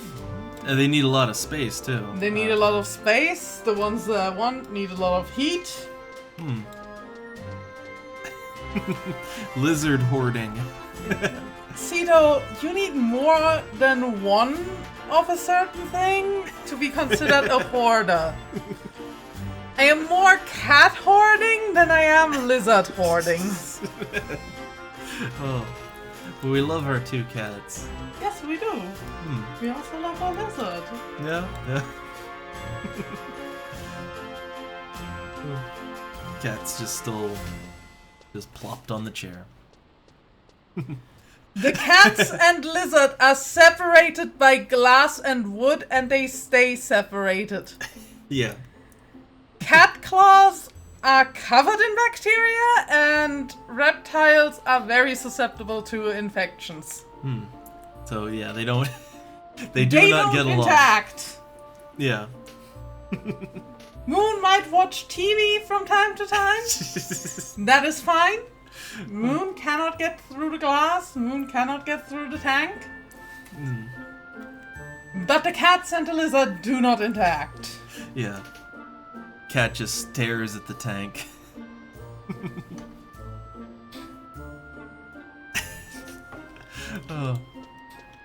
But alright, so let's see. Okay, I guess I wonder.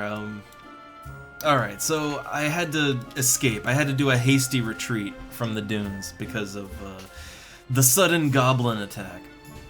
So actually, that might be a good spot to leave Final Fantasy XI for today, right? Like I got out. So let's stay out for now, I guess.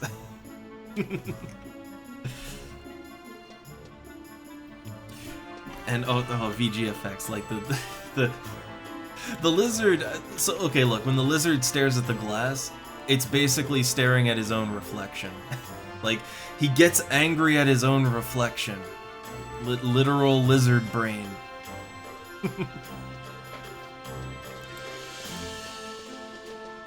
But okay, yeah, I think I'll take it as a sign of good fortune that I somehow managed to slip away to my Mog house from that encounter, right? Like I will be blunt, I was damn lucky.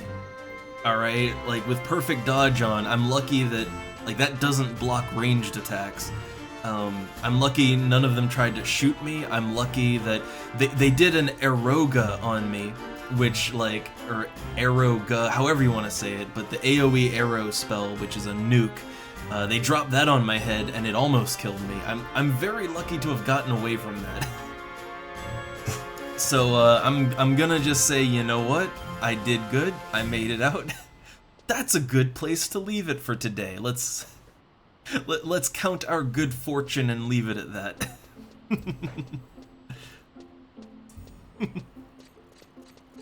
Yeah, no, those goblins. I have been killed by those goblins so goddamn many times. So many times. Oh, Magaru. Oh, if we want to get into...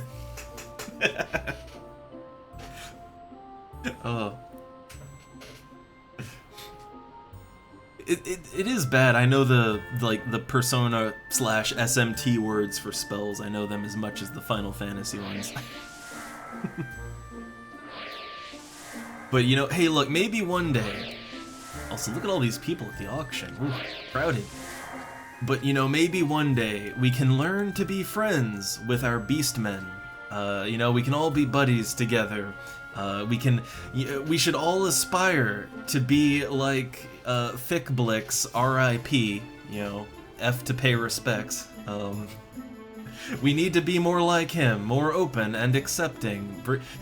And, you know, look how well it worked out for him. Yeah. I still feel like there was some weird romantic tension going on between that lady and that goblin. That was getting a little weird there.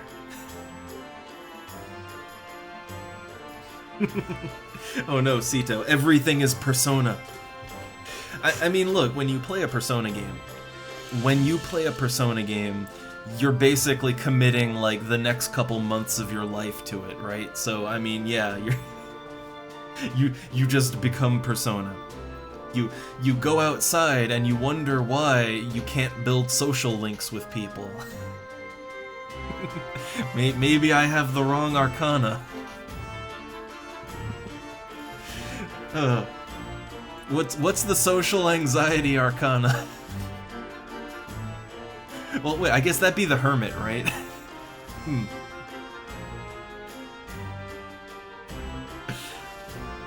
Anyway, I guess, yeah, we'll count our blessings and we'll leave it off here with FF11 for right now.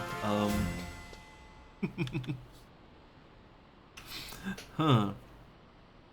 Oh god, the generic max level oh, isn't that, oh my god, is it Hama? Is it Hama?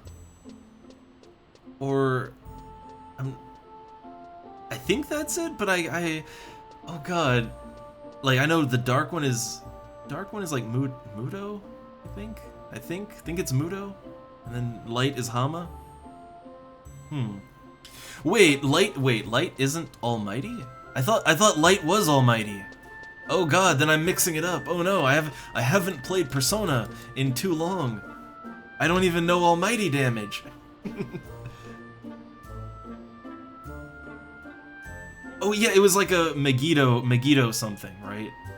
Megiddo loan, but yeah, okay, it's coming back to me. It's coming back to me. I always forgot, like, I don't know why. Some reason I thought Almighty was light, but that, like, yeah, Almighty is kind of the above all that. I'm trying to think if I ever even, like, could you get personas that do that? I know bosses will do that on you, but I forget if you could get personas that could do that. If you could, I don't think I had any.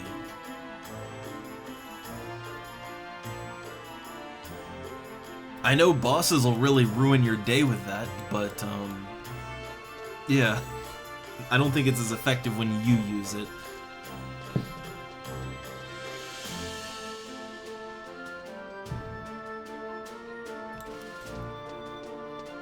But, anyway, I guess, I'll leave things, I'll get up on the steps here and, look over on the auction house.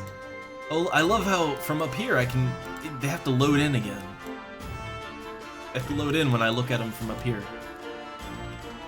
I think if I just look away, they unload, right? Or I guess if you go away far enough and look away, then everybody unloads. Oh, I never got around to P4 Golden. I only played just basic P4.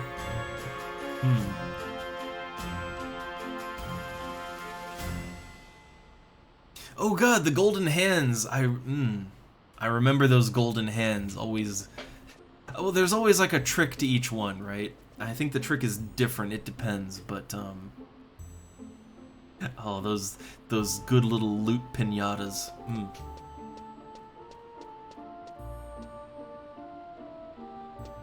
Huh.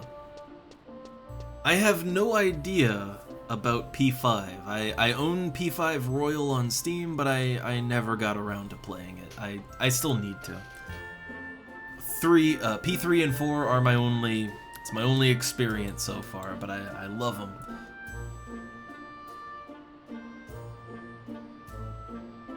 I feel like now we're stalling. We're stalling the dot hack. I'm a little nervous, I will admit.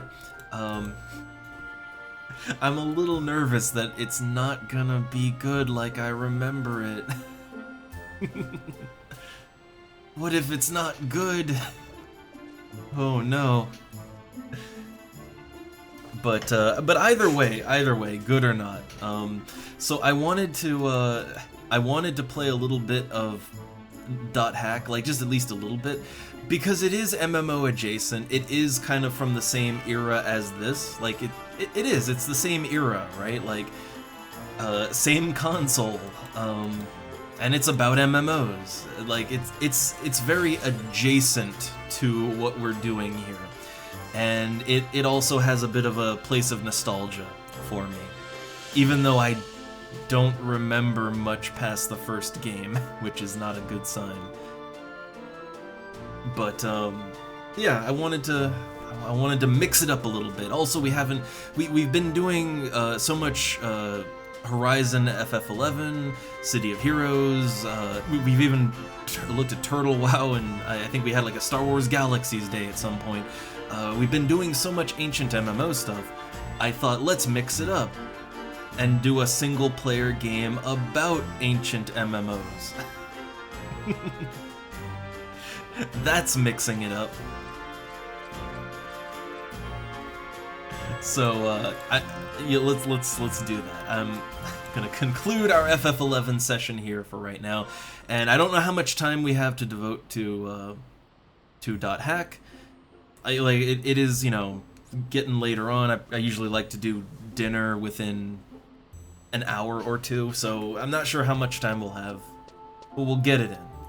So if you're only here for Final Fantasy XI, then I hope you had fun. We didn't do much exciting, but it was a chill grind day. Thanks for stopping by for Final Fantasy XI. If you're interested in .hack Infection on the PlayStation 2, then stick around. I'm gonna switch over to that in a second. But otherwise, see you next time. Alright, let's log out.